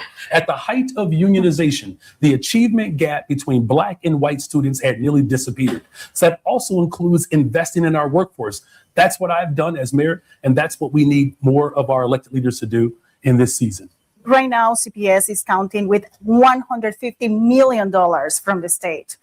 What will happen if Springfield does not approve those funds? Will you step in and will approve probably city resources to help the schools, to help to balance the budget? Well, first of all, I don't think there's a question about my commitment. I've done my part. But what about if they do not? So, I think that's a question for the governor. If the governor and the General Assembly decide that they don't believe that fully funding our schools is the top priority, that is a question that they have to answer. I can only speak for myself. I have released over $1 billion into our public schools. In fact, there's a politician who thinks that they can do my job, try to pass a law to prevent me from doing that. That just shows you the animus that people have towards public education. You have politicians who believe that they can do my job are calling for schools to be closed at a time in which we know that violence is exacerbated when schools are closed. The same failed policies and the same tired excuse is not going to qualify you to be a leader in this moment. So am I going to do my part? Absolutely. But we need partners to make sure that 25%, if a child turned in an assignment and received a 25%, two things would happen. That teacher would reflect on their particular pedagogy, or that student would have to dig a little bit deeper to figure out how to get a better grade. Right now, 25%, that's not a passing grade. All right, but Mr. Mayor, there are 150 schools that operate at less than 50% capacity. When you say that you can't close any schools, how can they operate and run the programs that should be, vital to those students when they're that small? Well, listen, I believe, first of all, that was the excuse that the Emanuel administration made for Diet High School when I went on a hunger strike to keep it from closing. And now that high school is fully functioning. It's at full capacity. At that time, they had 12 seniors in that building, and they said it wasn't worth keeping it open. I went on a hunger strike along with several other members of the community. And last year, Diet High School produced 2 years ago, state champions in basketball. So here's a school that people said they had to close because don't close any. I'm saying that we have to reimagine how we support our schools. So here's what our response has been. Sustainable community schools.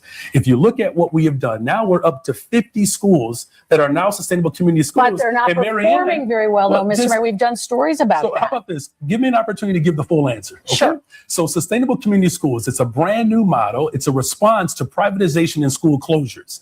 The same schools that were on the list to be closed, those schools that have become sustainable community schools are showing up more effectively for the community. There are multiple ways in which we can measure student success. We cannot continue to make excuses for corporations and the ultra rich not paying their fair share. And when people are living in abject poverty, we hold them to a standard that we don't hold the ultra rich to. I'm saying the best thing that we can do to build the safest, most affordable big city in America is actually invest in them. That's what I've been doing. That's what the people of Chicago have called for. This idea that closures, cuts, efficiencies, that's the way to build sustainable communities. We've already proven that that's not effective, because remember, it was the Emanuel administration that gave the same excuse that if we close schools, that's going to right size our district and it's going to settle our budget. Did it do it? It did not. So all I'm simply saying is, let's just try the work that we have been pushing for in this city for generations. And let's see the impact of that versus going back to a failed strategy that has already proven to exacerbate the trauma in the very communities that have been historically disinvested in. How do you get the millionaire class to invest in public education when their kids go to private school and they're so business focused on getting a return on that investment? You need them and to build a relationship with them. But how do you convince people who have their kids in private school that this public investment is the best thing we can do for the entire city? Well, let me just say this. I don't believe that all millionaires send their children to private schools. I'm gonna mention a name that we haven't mentioned in a long time in this city, and I don't mean to trigger anyone. Do you know where Bruce Rauner sent his kids? To Walter Payton. Is that right? The top 5 high schools in Illinois, 4 of them are Chicago public schools. We have a world-class city. A world-class city deserves a world-class public education system. Again, if you talk about education, housing, transportation, good-paying jobs, healthcare, environmental justice, these are the demands that we had after the Civil War. That's why it's not a coincidence that the Trump administration is attacking the very things that our ancestors believed in, right? And so a millionaire's tax, investing in our public accommodations, that benefits everyone. Think about it, you all. There are more people visiting our city than any other time in the history of our city. Public education is good for business. We have the top universities. We have 20% of the world's fresh water. Our hotels that are a 90% occupancy rate. Our airport is the busiest airport in the world. Chicago is back, and it's back under the leadership of bold, progressive, working class leadership. Millionaires benefit when the public benefits. There's so much in there I want to ask you about. First of all, That's right. Thank you, clap for that. Come on, live studio audience. Thank you. Got a brother up here sweating. First of all, Governor Rauner's daughter, I believe, went to a school that was a select high school, not a neighborhood high school. Is it a public high school? It was a public high school. So But let's go to also. Let's keep okay, going, but because I we hear can your talk about point. education. But I think the point that I'm making, though, is this notion that somehow public education cannot benefit everyone. It's just not true. If it was good enough for Governor Rauner, a billionaire, then it has to be good enough for a child care provider. It has to be good enough for a security officer. It has to be good enough for a teacher. All right. I was going to ask, though, elected school board, is that going to make it more efficient? Because the millionaire class, they want to feel like their tax dollars are being managed properly. Is a full elected school board that you supported, I know, before you became mayor, is it going to make that happen? Is it going to make public funds be more efficiently used in public schools? And is this version of the elected school board the same version that you were fighting for years ago? Well, first of all, it is. And this is an historic moment. I'm the first mayor in the history of Chicago to actually fully support an elected representative school board. And let me just say this. If millionaires were concerned about their tax dollars being properly managed, then they should not have allowed the Daley administration to sell off the parking meters, to sell off the Skyway, right?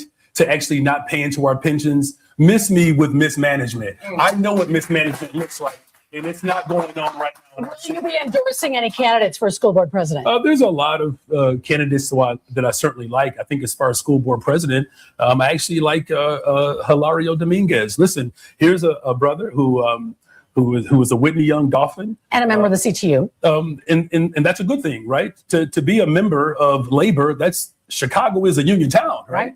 And so I think he, certainly speaks to the interests of working people. But I have not made any official endorsements. But I'm grateful that the city of Chicago will finally be able to do something that hasn't happened in this country.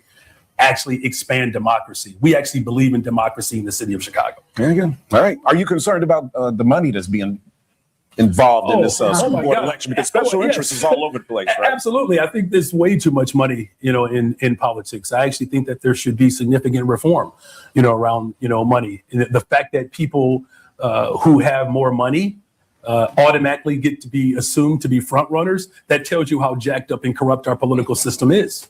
Can we squeeze in a question about data centers? I know you talked about city is back, city's doing great. There are certainly lots of tourists that have been here. Chicago has 39 data centers, but there are about 200 in the Chicago area. We're number 4 in the nation.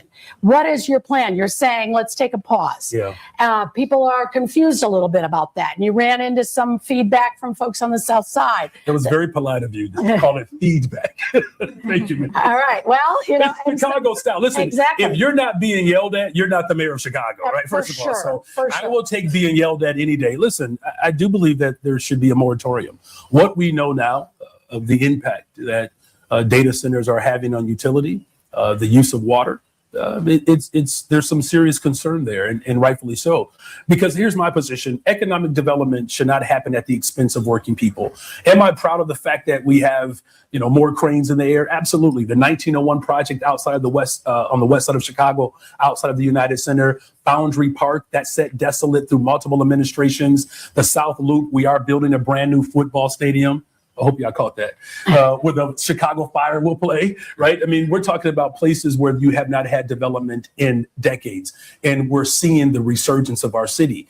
And we do have to take a deeper look at how development has impact on working people. All right, Mr. Mayor, thank you again. We'll take a break. We'll be right back. We've got many more questions for you. Thank you. All right. You're listening to an exclusive conversation with Chicago Mayor Brandon Johnson, live from NBC5 Chicago on Chicago's essential storyteller, WVON. Every step you take could save a life. Join the Out of the Darkness Chicagoland Walk, presented by Happiness Project, on Saturday, October 3rd at Montrose Harbor. This isn't just a walk, it's a movement, a day to come together, to heal, to bring hope to those who need it most. Your presence matters. Your voice matters. Proceeds support the American Foundation for Suicide Prevention, fueling critical programs that save lives. Take action today. Sign up now at chicagowalk.org. That's chicagowalk.org. Let's turn awareness into action. Together, we can bring suicide out of the darkness and into the light. When you're finally off the clock after a long day, dishes put away, kids asleep, feet kicked up, heartburn. Don't let heartburn take over your hard-earned moment. Quick, Alka-Seltzer. Nothing works faster for heartburn relief. Alka-Seltzer effervescent tablets begin neutralizing stomach acid in seconds, so you can get back to your one more episode marathon. Quick, Alka-Seltzer. Because nothing works faster for heartburn relief. Use as directed. It's Gospel with Pam Morris-Walton, your gospel sister, on WVON Sundays, 11 to 2 p.m. Music to help you on your journey. I'll see you there. WVON. Alexa, play WVON 1690 AM. Getting WVON 1690 AM station from iHeartRadio. Try it out for yourself. America is listening to WVON. This report is brought to you by Blindster.com. Tired of overpriced blinds? Blindster makes custom blinds simple and affordable. You measure at home, install yourself, and save big. No retail store markups, just custom blinds guaranteed to fit. Blindster.com. Now back to NBC5 Studios for a conversation with Mayor Brandon Johnson on the Talk of Chicago, 1690 WVON. Just scared everyone. We're sharing that as a community. People with whistles, grabbing people, alerting other people. But I think coming from the mayor directly could be really helpful and reassuring. It's just like scary. They shouldn't be happening right now. So actually, a question for me for the mayor is, why is CPD still aiding ICE agents? Gracias por continuar con nosotros. Thank you for staying with us in this conversation with Mayor Brandon Johnson. We just heard the concerns from community members in Chicago. Mayor, can you tell us what is your response to them? Because there's a lot of Chicagoans who are living in fear, and also they're looking for reassurance. Yeah, listen, we are a welcoming city, and Mayor here at Washington ensured that we would be a welcoming city, and we stand on the shoulders of his leadership. And what the Trump administration is doing is, I believe it's unconstitutional, quite frankly. ICE's budget is only the only budgets that are larger than ICE's budget are the United States military and China's military, and that budget that ICE operates under right now came at the expense of working people. It's why I've signed multiple executive orders. Protecting people in this moment is my top priority. But it's going to take all of us, quite frankly. And, that anxiety is real.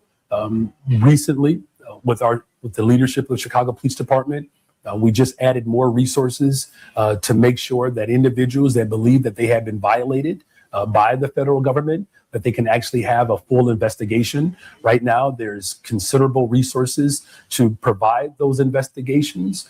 And then with that, the hope is that these cases are passed on to the state's attorney for full prosecution. If anyone believes that our local law enforcement is working outside of the confines of the Welcoming City Ordinance, they should issue that complaint, and we take those complaints seriously.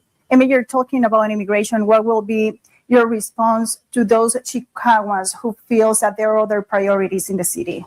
Listen, I believe that it's imperative that we do both and, because if you look at what the Trump administration is doing, he has used the attack against immigrants to set up his ultimate goal, which is to undermine voting rights, right? We just saw what he did in cahoots with the Supreme Court, where now voting by mail, they believe that that's, unlawful. That's going to impact Black voters as well. So can we stand up against tyranny while also investing in our communities? Absolutely. It's a must. And I'm committed to the city of Chicago and all of the residents of the city as we work to build the safest, most affordable big city in America. Mayor, can I ask you this? The city's legal protection fund spent close to $4.5 million by March of this year. That's nearly all the money that is in that fund. And there is quite a divide over those who agree whether or not that's an expense that they think the city should use. There's a lot of people that say, enough on spending all this money on immigration help. Does that legal protection fund deserve to keep funding? Listen, if we allow the federal government to violate our constitutional rights, we're no longer living under a democracy. I think this notion of exaggerated critique of this administration is just it's unfounded. Fascism in full effect. This is what Dr. King wants. Do you have money in the budget for them? I believe it's important that we protect all of Chicago. And that includes the Black Student Success Program. That includes youth employment. It includes building affordable homes. And this is why taxing the rich and big corporations is the right approach, because we don't want city services to be cut off. We want to make sure that we can trim trees and that we can respond to flooding. These are all the things that we have to deal with in this season. And this is how my leadership has shown up. We are responding to global population shift. We're building new containers underground to mitigate flooding.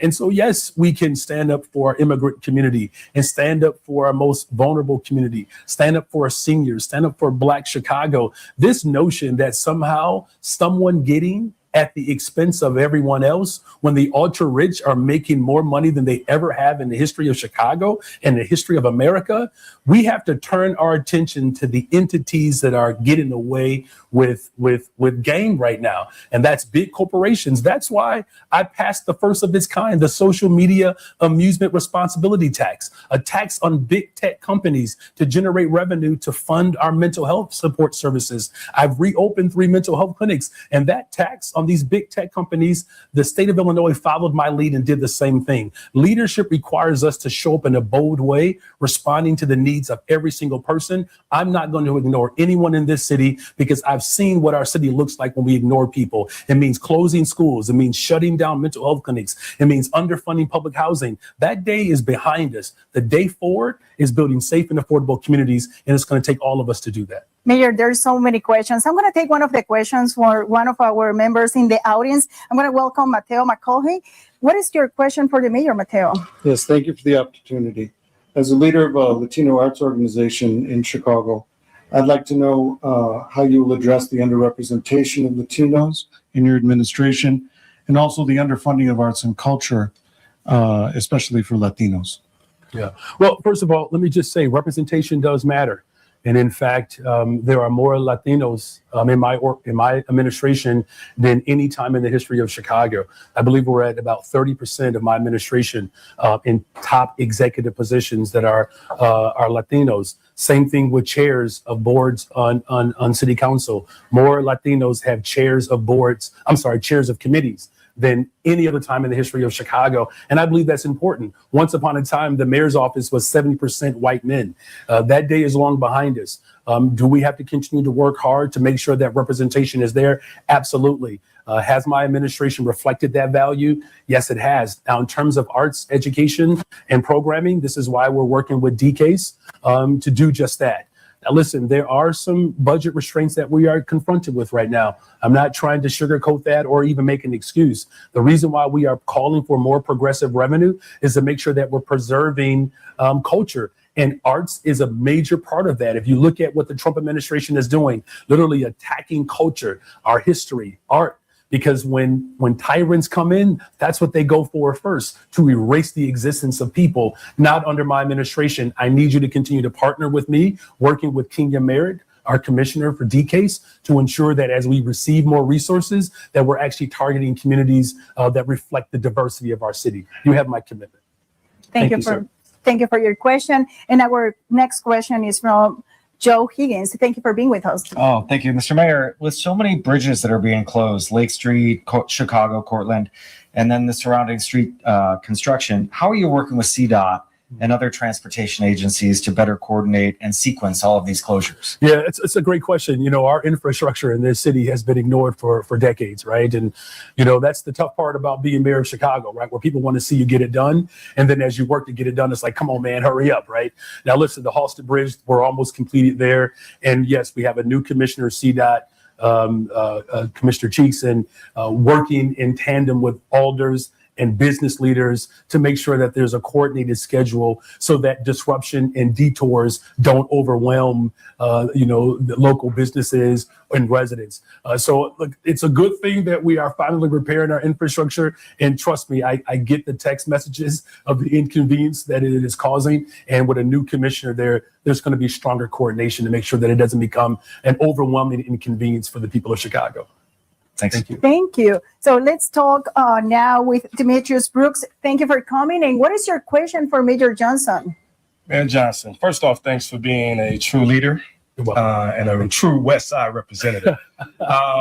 As AI and technology is shifting the economy, is there a plan in the city for underserved communities being able to leverage tech and AI and not just be participants that are pushed along through the movement as things grow? Yeah, thank you for raising that. One of the things that we're doing at our community colleges, because I want to work backwards, to make sure that there are that's programming there to help ignite and incite excitement around AI.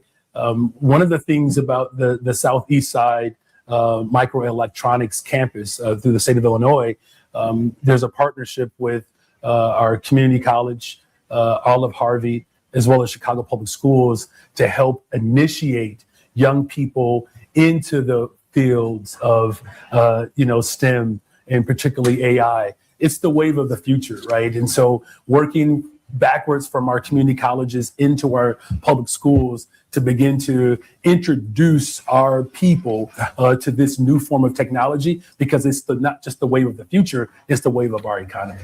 Thank you. Well, Mr. Mayor, we can't leave this discussion without something about the Chicago Bears. I knew that was coming. Did you think it would be me? Yeah. Matt, you hear it too. Perhaps a Hammond Stadium would be a better idea for the city than Arlington Heights. The best idea for the people of Chicago, of course, is for the Bears to remain in Chicago. Look, I'm gonna just say this, quickly. I am grateful that there are more people who are working collaboratively to make sure that the Bears stay in Chicago. Here's the thing that I just think we should just lift up. No one has produced a plan except for me. Everything else is just speculation. And as I talk about tourism in Chicago, the top tourist destination in Illinois is the lakefront, from the Obama Center South to Navy Pier North, right? And so it's important that infrastructure over there is improved. I got a text message the other night ago, Usher and Chris Brown, thank you. We're in. Listen, I'm 50, OG.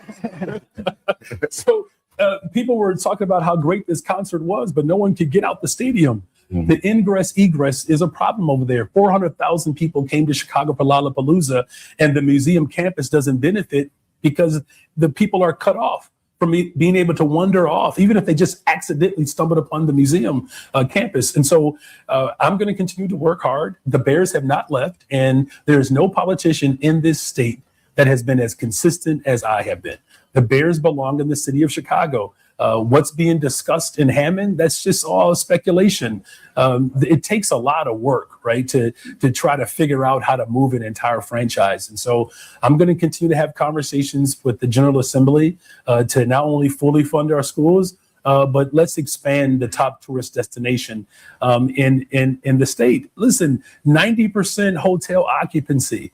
Right? People are coming back. You all can feel the buzz in the city. I know you can, right? And here's how I know people can feel the buzz, because my number hasn't changed, Matt. And there are people who text me all the time about how good of a time that they're having in Chicago, but they say, Mary, can you do something about the traffic, right? So listen, I'm going to continue to invest in mental health clinics. I'm going to continue to invest in education, and we're going to continue to make sure that we're driving our economy. And I believe the way in which we can help do all of that to keep the Bears in Chicago as we build the safest, most affordable big city in the world. Yeah, there you go. That's so nice to have you here with us today. Thank you very much, Mayor. Yeah, shout out to Kevin and Melody for doing this, you all. That's a great thing for these entities that come together, Telemundo, WVON, NBC. This is historic, you all, so congratulations. Thank you for coming. We appreciate the opportunity. We'll be right back with some closing thoughts. You're listening to an exclusive conversation with Chicago Mayor Brandon Johnson. Live from NBC5 Chicago on Chicago's essential storyteller, WVON. This summer, experience live music under the stars at Ravinia, everybody. Gladys Knight, Brian McKnight are going to headline, and they'll be joined by Chance the Rapper and a special opening night gala performance featuring Lizzo with the Chicago Symphony Orchestra. See great performances all season long, from legendary voices to hometown favorites. Ravinia brings unforgettable sounds to the summer stage. Get your tickets now at ravinia.org. Hi, I'm Tavis Smiley, inviting you to join me weekdays from 6 p.m. to 9 p.m. right here on WVON. I am bringing you a national perspective on all the happenings in the Black community and, of course, politics. It's talk radio for us, by us, and this is where America listens. It's Tavis Smiley, weekdays from 6 to 9 p.m. on the Talk of Chicago, 1690 WVON.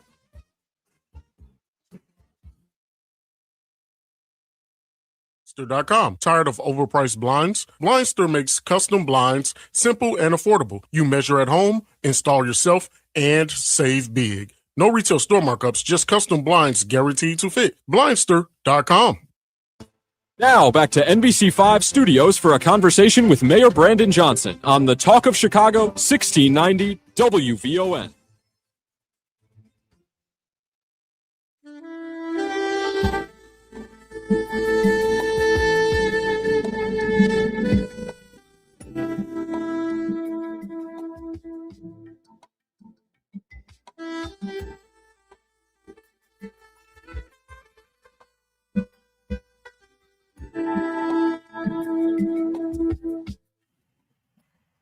We have a few closing thoughts after our conversation with Mayor Brandon Johnson. Matt, how do you think it went?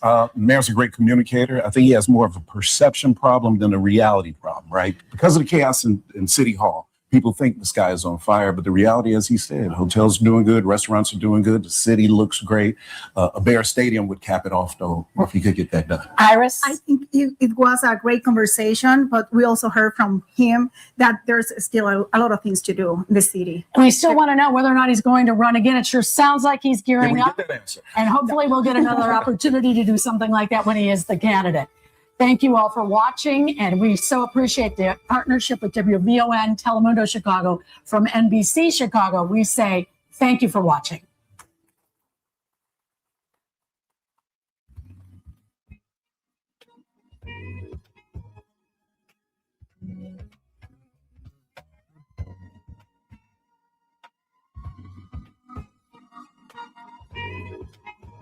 Good afternoon, Chicago. I'm Logan Page, and here are your news headlines.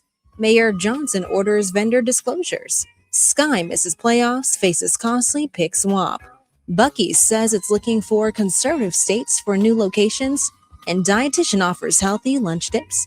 National news from the Black Information Network is up next on Chicago's only urban talk radio station, 1690 AM WVON, Berwyn, Chicago.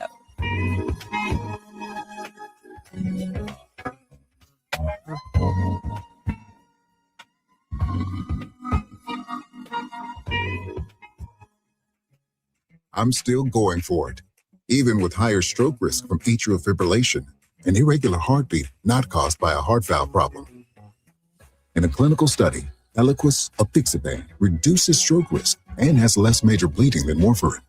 Don't stop prescription Eliquis without asking your doctor. Stroke risk may increase. Eliquis can cause serious and potentially fatal bleeding. Don't take if you have an artificial heart valve, abnormal bleeding, or antiphospholipid syndrome. While taking, you may bruise more easily or bleed longer. A spinal injection increases blood clot risk, which may cause paralysis. Get medical help right away for unexpected bleeding or bruising, or back pain, tingling, numbness, muscle weakness, or incontinence. Aspirin products, NSAIDs, SSRIs, SNRIs, and blood thinners increase bleeding risk. Tell your doctor about planned medical or dental procedures. Learn more at Eliquis.com or call 1-855-ELIQUIS.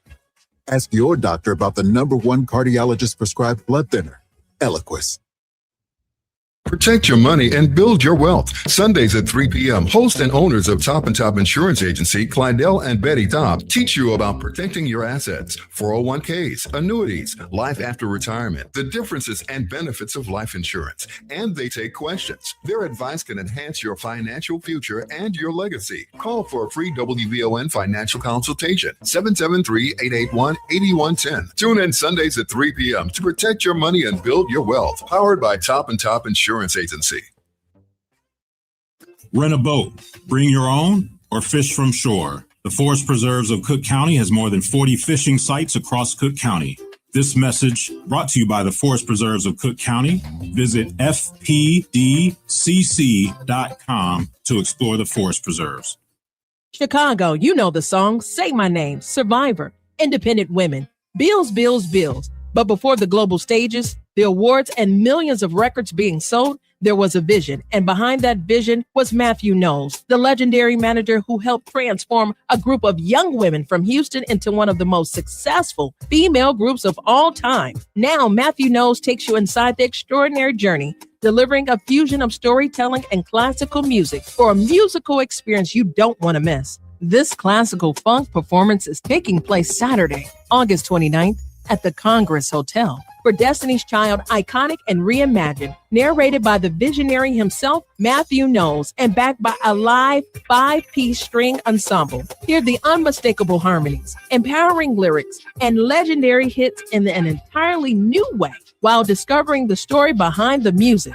Upgrade to VIP premium seating and exclusive meet and greet with Matthew Knowles. VIP packages are limited. Say their name, hear their story, and enjoy the classical funk music experience narrated by Matthew Knowles. Chicago, it's game time. This Saturday, August 29th, the South Side takes the field. The Chicago State Cougars kick off their historic inaugural season against the Roosevelt Lakers. Brick by brick, drive by drive, Cougar Nation is ready to shock the world. Catch every hit, every play, every touchdown live on WVON TV. Saturday at noon. Watch on Roku, Amazon Fire, Apple TV, the WVON app, or at WVON.tv. Cougar Nation, rise up. So last time we talked about you flossing more often. How's that going? Haven't done it once, but I have been saving money on a regular basis. What? Why? Because BMO gives me a cash reward every month I save. I was talking about flossing. Flossing schmossing. A savings builder account rewards my good saving habits. What does flossing get me? Nothing. Point taken, but you do get something for not flossing. Oh yeah, what's that? Cavities. Open, please. BMO. Conditions apply. Visit BMO.com/save to learn more. Accounts are subject to approval and are provided in the United States by BMO Bank N.A. Member FDIC. Today, people are keeping their cars a lot longer. But if your manufacturer's warranty has expired, the high cost of auto repairs could put you on the hook for big bucks. Ludacris here to let you know that with Endurance, you could never pay out of pocket for covered car repairs again. With the drivetrain, transmission, electrical, AC, and hundreds more parts all covered. In less than 1 year of signing up, Endurance saved me over $7,000. You pick the certified mechanic and Endurance pays them directly. If your car is under 20 years old, you're covered with unlimited miles, and your rate won't go up no matter how many claims you file. I've had 5 claims for over $12,000. Who's going to cover your next breakdown, you or Endurance? Choose your plan today and get a full year of elite benefits, a $2,000 value, free. For your fast free quote, call 800-290-0239. 800-290-0239. 800-290-0239. Coverage varies by plan. View contracts and exclusions at endurancewarranty.com. Baby, I'm your Magnolia Blues man, Sir Henry Cheatham, inviting you to join us Tell me. on WVON 1690 for some real American music and culture. Here on Classic Blues and R&B. Check us out Saturday, 11 p.m. until 2 a.m. on WVON and Classic Blues and R&B. Attention everyone. Saturday, September 12th, join the 2026 Bridging the Gap Parade and Community Resource Fair. One legacy, many bridges. In honor of the late Bishop Dr. Claude Porter, the parade begins at 10 a.m. at 25th Avenue and Washington Boulevard in Bellwood, ending at Proviso East High School's football stadium.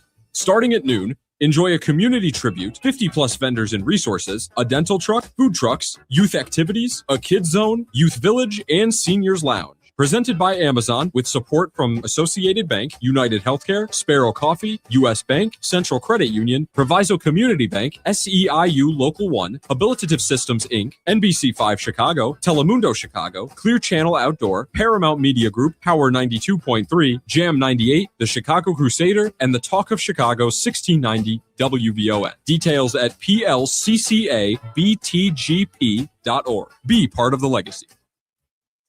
This report is brought to you by Blindster.com. Tired of overpriced blinds? Blindster makes custom blinds simple and affordable. You measure at home, install yourself, and save big. No retail store markups, just custom blinds guaranteed to fit. Blindster.com.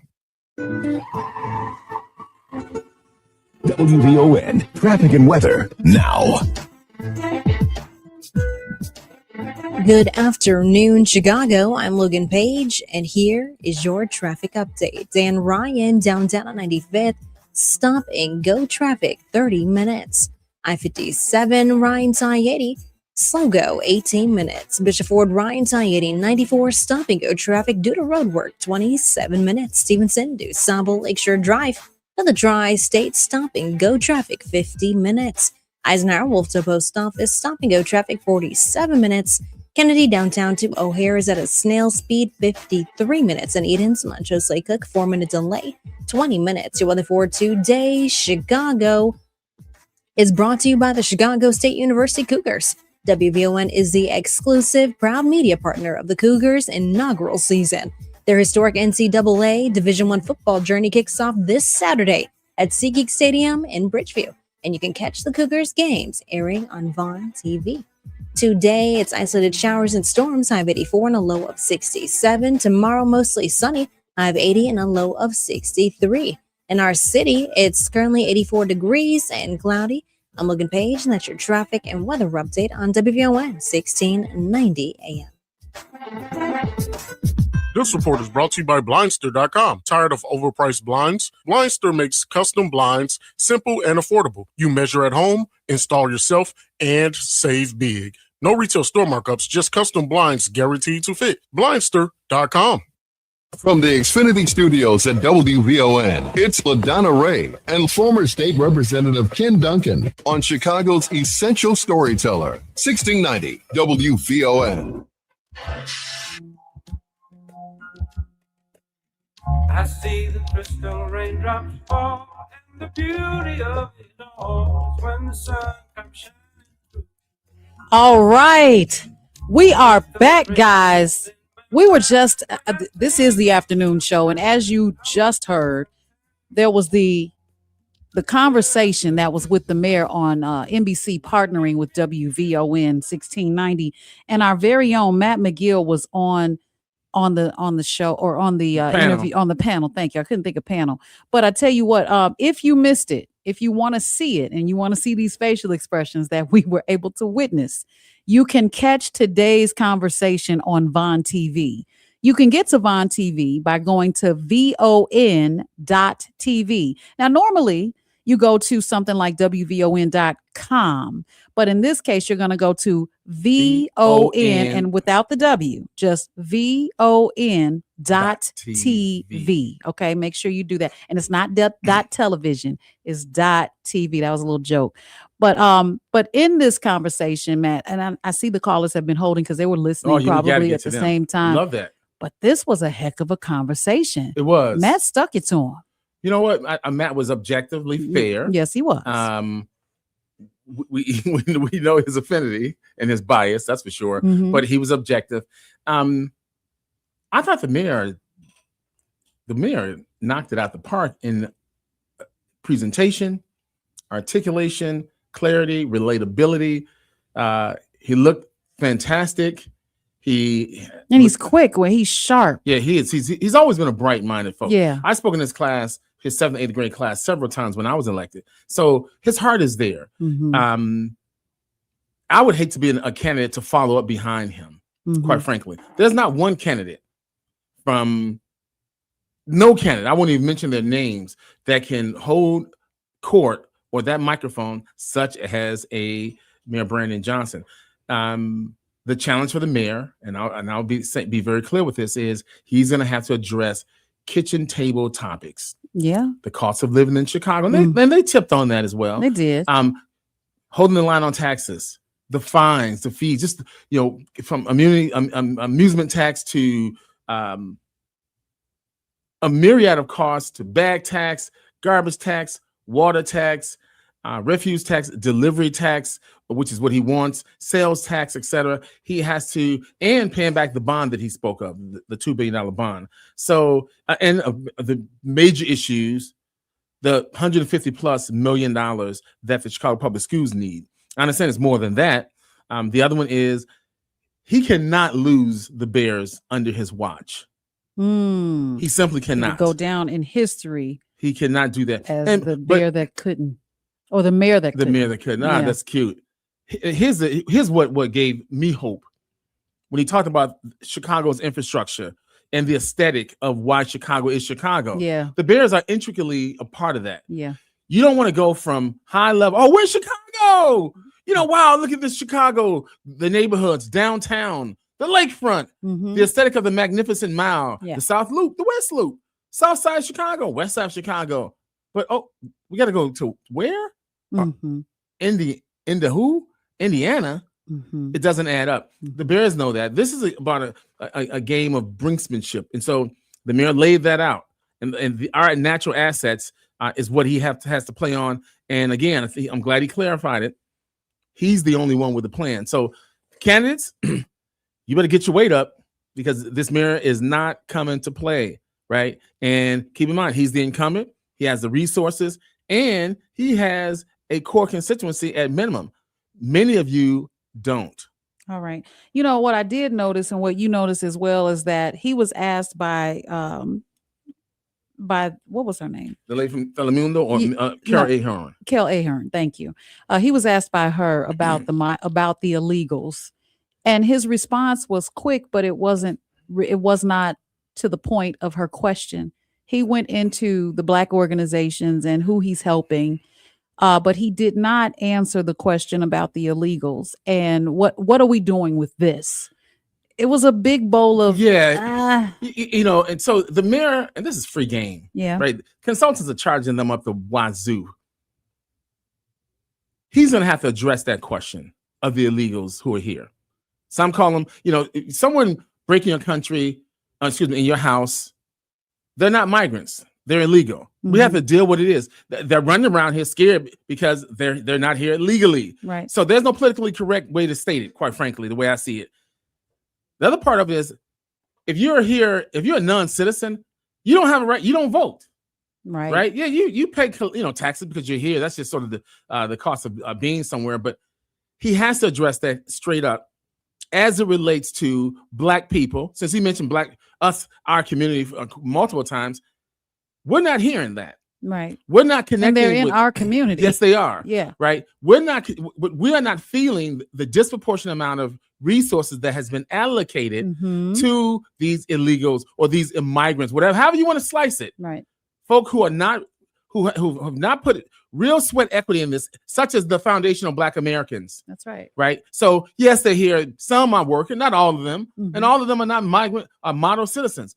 But he's in order to he's gonna have to be honest with Black people, honest with other people Everybody. as well. I know more Latinos. I know more Latinos in particular who just not like that because they did not get a handout. Right. And I don't care if Harold Washington pointed it out, my frat brother, and or if Governor Browner made the state a sanctuary city.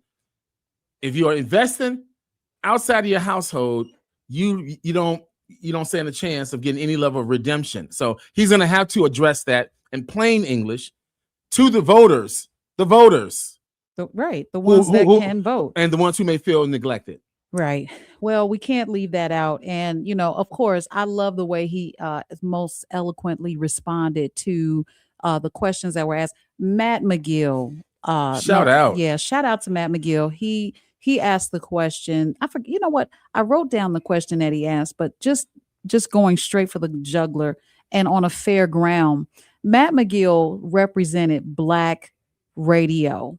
And the people that listen to Black radio and the people that are in the Black community.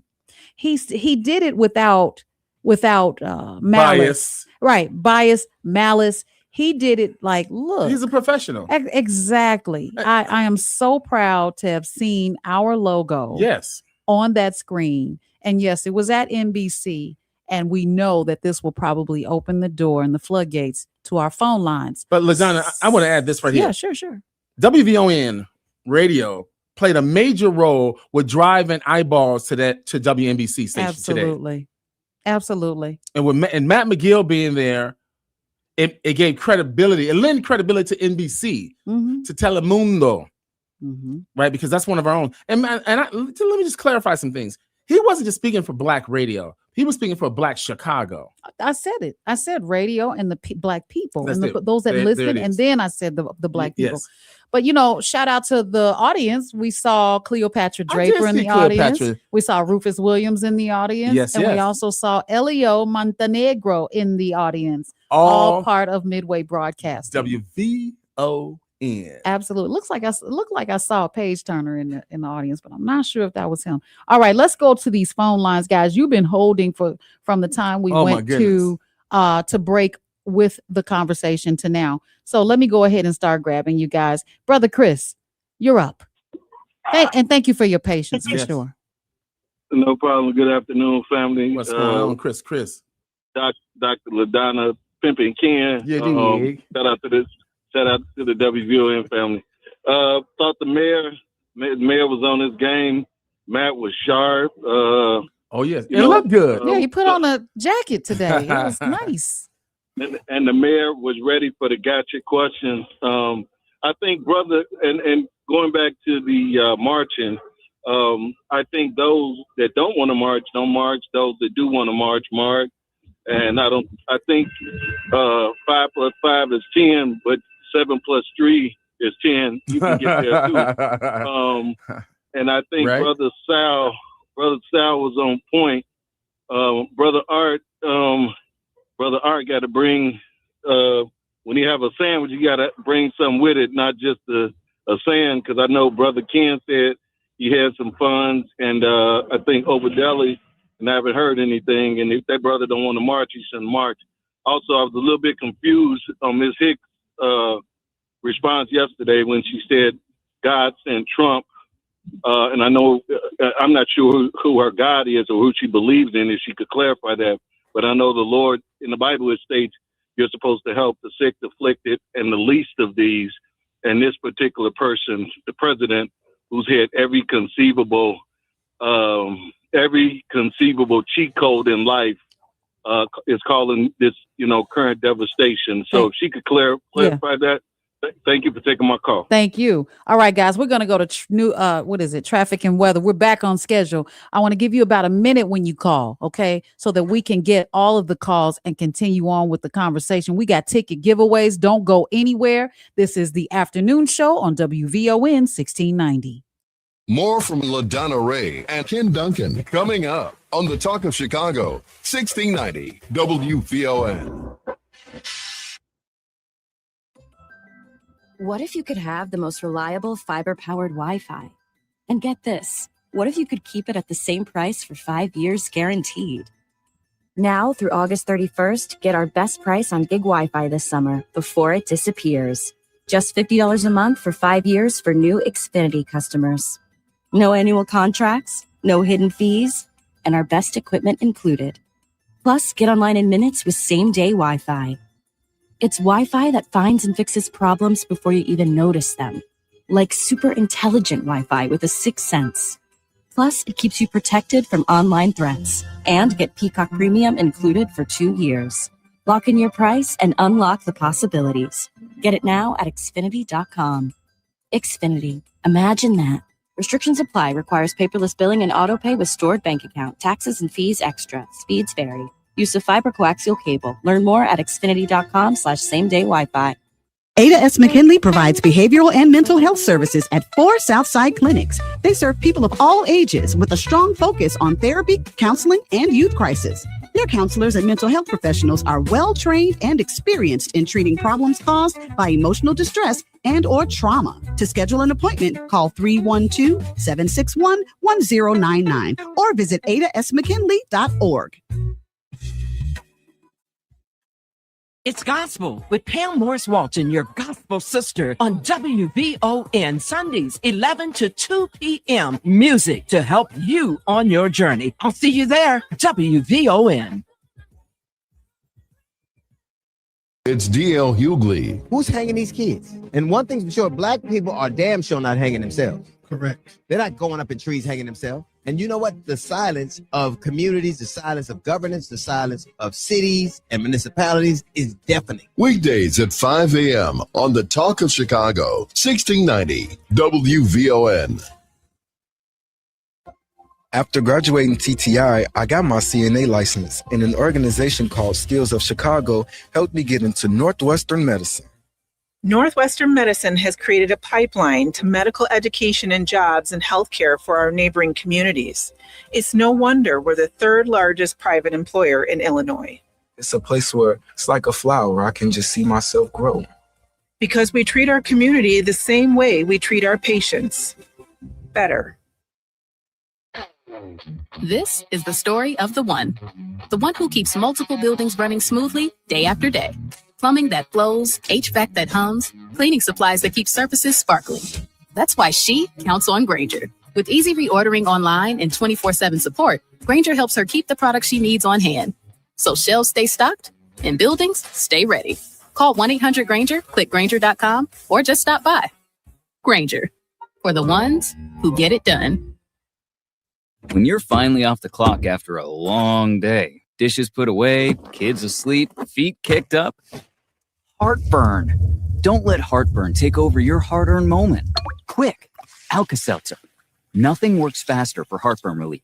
Alka-Seltzer effervescent tablets begin neutralizing stomach acid in seconds, so you can get back to your one more episode marathon.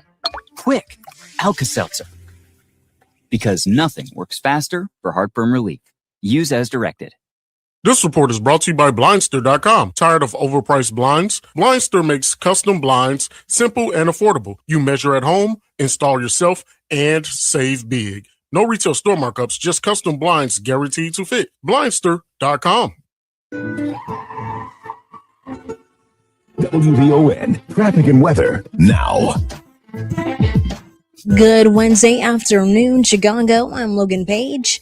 And here is your traffic update. Dan Ryan, downtown on 95th, stop and go traffic, 32 minutes. I-57, Ryan's I-80, 1 minute delay, 16 minutes. Bishop Ford, Ryan's I-80, 94, stop and go traffic, 30 minutes. Stevenson to Sabo, Lakeshore Drive to the Tri-State, stop and go traffic, 43 minutes. Eisenhower, Wolf to Post Office, stop and go traffic, 45 minutes. Kennedy downtown to O'Hare, bumper to bumper traffic, 59 minutes. And Eden's, Montrose Lake Cook, 5-minute delay, 22 minutes. The weather for today, Chicago, is brought to you by the Chicago State University Cougars. WVON is the exclusive proud media partner of the Cougars' inaugural season. Their historic NCAA Division I football journey kicks off this Saturday at SeatGeek Stadium in Bridgeview. And you can catch the Cougars games airing on Bond TV. Today, isolated showers and storms, high of 84 and a low of 67. Tomorrow, mostly sunny, high of 80 and a low of 63. In our city, it's currently 82 degrees and mostly cloudy. I'm Logan Page, and that's your traffic and weather update on WVON 1690 AM. Now back to LaDonna Ray and Ken Duncan on the Talk of Chicago, 1690 WVON. What do you think? Has he been building that big, affordable city he's been looking for? I think so, but I want to know what you feel. Can you run again after 3.5 years of the reality of being mayor on the same aspirations and with the same goals, or does that change after you see what being mayor is like, and do your goals change? Well, first of all, I will say, as mayor of these last 3 years, my perspective has certainly changed. I mean, there are some harsh realities that we're confronted with in the city of Chicago that I don't believe anyone anticipated. I don't think we would have ever imagined that the federal government would attack American cities, right? The last time that happened was under the leadership of Mayor Harold Washington, when Ronald Reagan did a very similar thing. But what I can say, though, is, if you look at what's happening in the city of Chicago, the Magnificent Mile is back. Ridership on CTA is pre-pandemic numbers, and we have had historic declines in violence. I don't believe there's a mayor in modern history that can say that they oversaw the city at a time in which our economy was growing. $20 billion that visitors infused into our economy last year. We're going to break that record this summer, and we had the fewest amount of homicides in 60 years. I'll tell you what, you're listening to the afternoon show right here on WVON 1690, 63 years and counting, and those phone lines can be lit. 773-591-1690 during a forum that was hosted by NBC5, Telemundo Chicago, and WVON 1690 AM. That was today, just an hour ago. It began at about 4:00, guys, and it was moderated, I believe, by Chicago, or should I say NBC Chicago political reporter Marianne Ahern. But that was when, what you just heard is when Matt McGill asked him if his platform changes now that he's been mayor. That was a very strong question. It was. And it was a very good response. And Matt and I had this conversation yesterday on his show.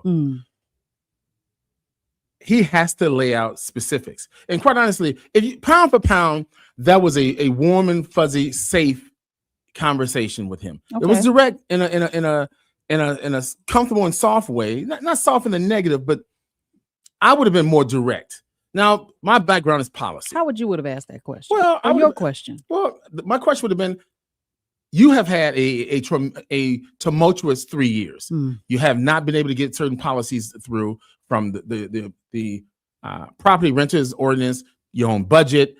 You've raised taxes. You've raised a lot of fines, a lot of fees. You don't have 25 votes. Tell us, how do you see yourself being reelected?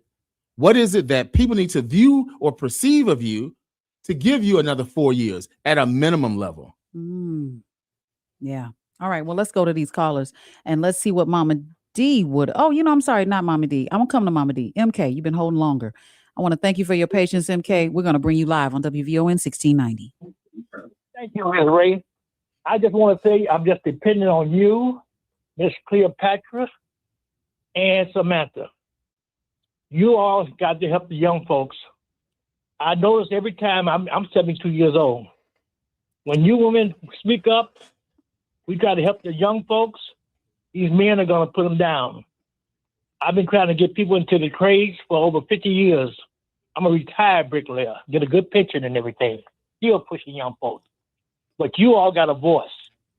And use that voice. I really thank you all.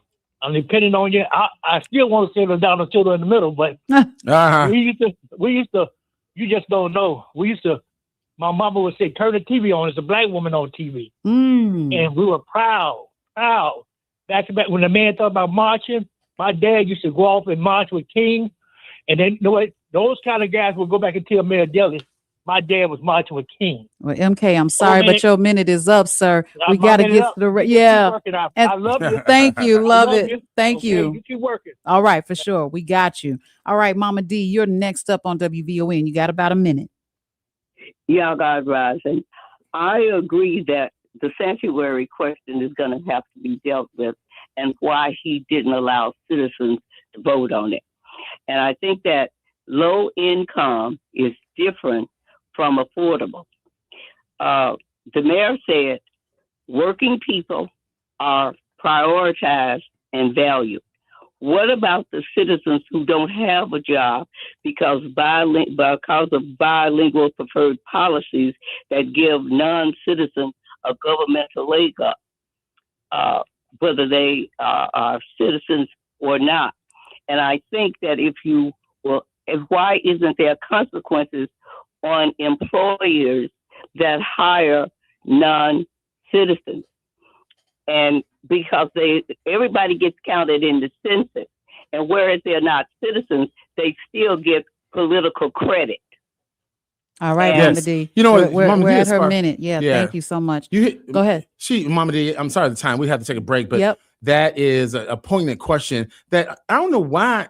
Let's take it. Let me respond to that on the other side. All right, cool. Guys, we're going to go to traffic and weather or news, traffic and weather when we come With back. Logan Page. That's right. Our very own Logan. We're just going to come back. We'll see you when we get back.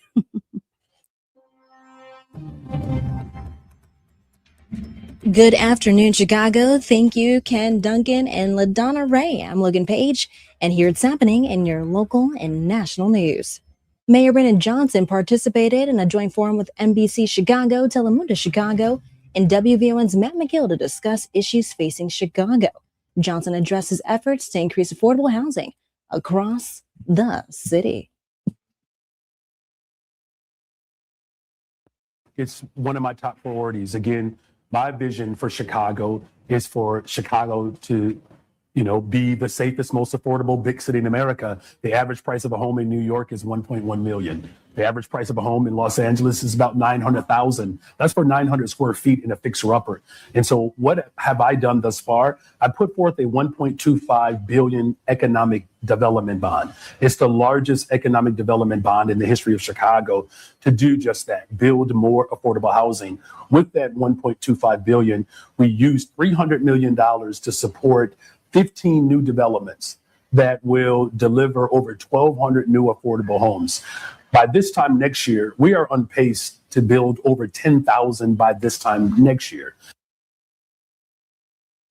Matt McGill also asked Johnson how his administration can focus on the needs of Black Chicago while avoiding the use of racial preferences. Leads me to a question for the mayor, because I know you put together the Black Student Success Plan. Block Club Chicago did a story last week about it and said it's getting off to a slow start. But you mentioned some of the federal funding that you need to make this happen. Is there anything else that can be done to get that program off the ground? And when you take a focus like that on Black Chicago and word something like the Black Student Success Plan, how are you able to manage that without others accusing you of racial preference? At the end, Johnson said his approach goes back to the city's Black ancestors and their history.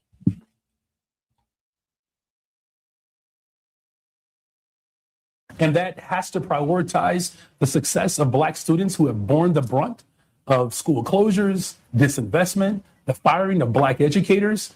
It is our responsibility to make sure that we turn the page and we live out the hope and expectations that W.E.B. Du Bois articulated. He said that public education at the expense of the state, after all, is a Negro idea. The idea of public education has been birthed out of the hopes and dreams of those of us who are descendants of the formerly enslaved. And so it is only right that we make sure that the success of our students is powerful. Here's the last point, though. At the height of unionization, the achievement gap between Black and white students had nearly disappeared. So that also includes investing in our workforce. That's what I've done as mayor, and that's what we need more of our elected leaders to do in this season. Johnson emphasized that the work is rooted in that legacy. In other news, Chicago Mayor Brandon Johnson signed an executive order requiring city contractors to disclose past work for governments and law enforcement agencies, including immigration enforcement. Johnson says the move is intended to prevent companies accused of abusive or corrupt practices from doing business with the city. The order also directs officials to develop rules for handling vendors with public integrity violations, but it does not ban those businesses from city contracts. In other news, the Chicago Sky have been eliminated from playoff contention, triggering a costly draft pick swap with the Washington Mystics. Because of last year's Ariel Atkins trade, Washington could receive Chicago's higher lottery pick, potentially number 3, while sending back a pick around number 9. The deal also previously cost the Sky the number 3 pick, which became two-time All-Star Sonia Citron. And Buc-ee's is saying it's seeking out conservative business-friendly states for its new locations. This after pushback over the travel center and gas station's decision to go after small businesses that have allegedly similar logos. CEO Arch Applin III said in a video clip posted by Arkansas Governor Sarah Huckabee Sanders that life's too short to try to build in places that people don't appreciate what you are bringing. I'm Logan Page, and that's what's happening in your news now on WVON 1690 AM. Attention everyone, Saturday, September 12th, join the 2026 Bridging the Gap Parade and Community Resource Fair. One legacy, many bridges. The parade begins at 10 a.m. at 25th Avenue and Washington Boulevard in Bellwood. At noon, enjoy resources, food, youth activities, and family fun at Proviso East High School, honoring the late Bishop Dr. Claude Porter. Presented by Amazon and supported by our community sponsors and media partners. Visit plccabtgp.org. Big news, Chicago! Kodo Hibachi just got bigger. Your favorite Black-owned hibachi spot now has 2 Southside locations. Fresh hibachi bowls, garlic butter favorites, and that unforgettable Kodo flavor. Visit 258 West 31st Street or our new Morgan Park location, 11710 South Marshfield Avenue. Open Tuesday through Sunday. 2 locations, 1 great flavor. Kodo Hibachi, where flavor meets culture.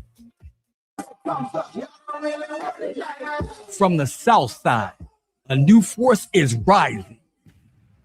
The Chicago State University Cougars, Chicago's only NCAA Division I football team, are ready to take the field and shock the world. WVON and VON TV are proud to be the exclusive of the Cougars' historic inaugural season, bringing you every game live, brick by brick, hit by hit. A new legacy will be built. Southside strong, Cougar Nation proud. Stay tuned for game announcements, exclusive interviews, and behind-the-scenes features, because this is more than a season. This is history in the making. The Chicago State Cougars are coming to WVON and VON TV.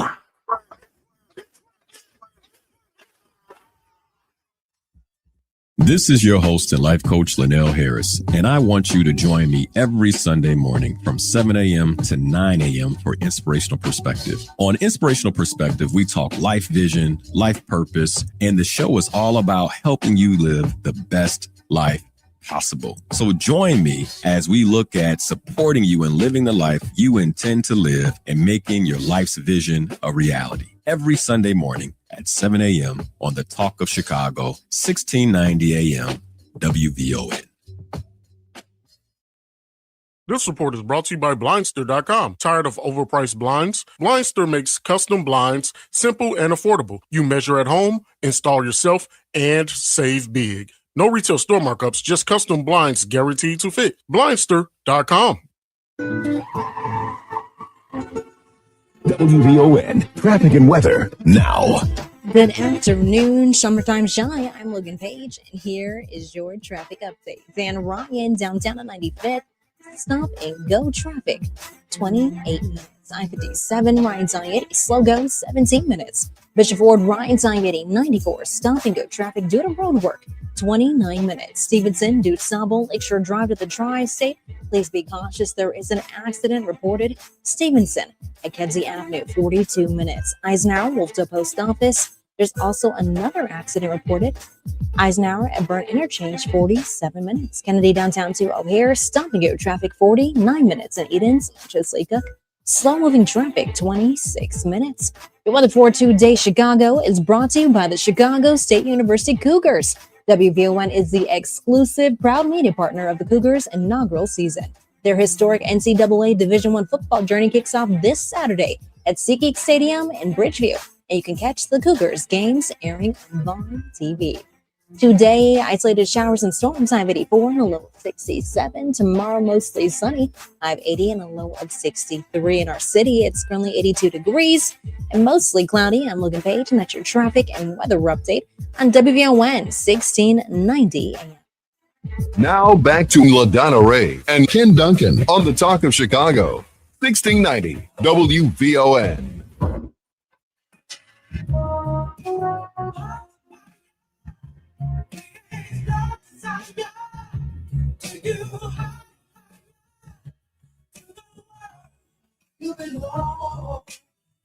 All right.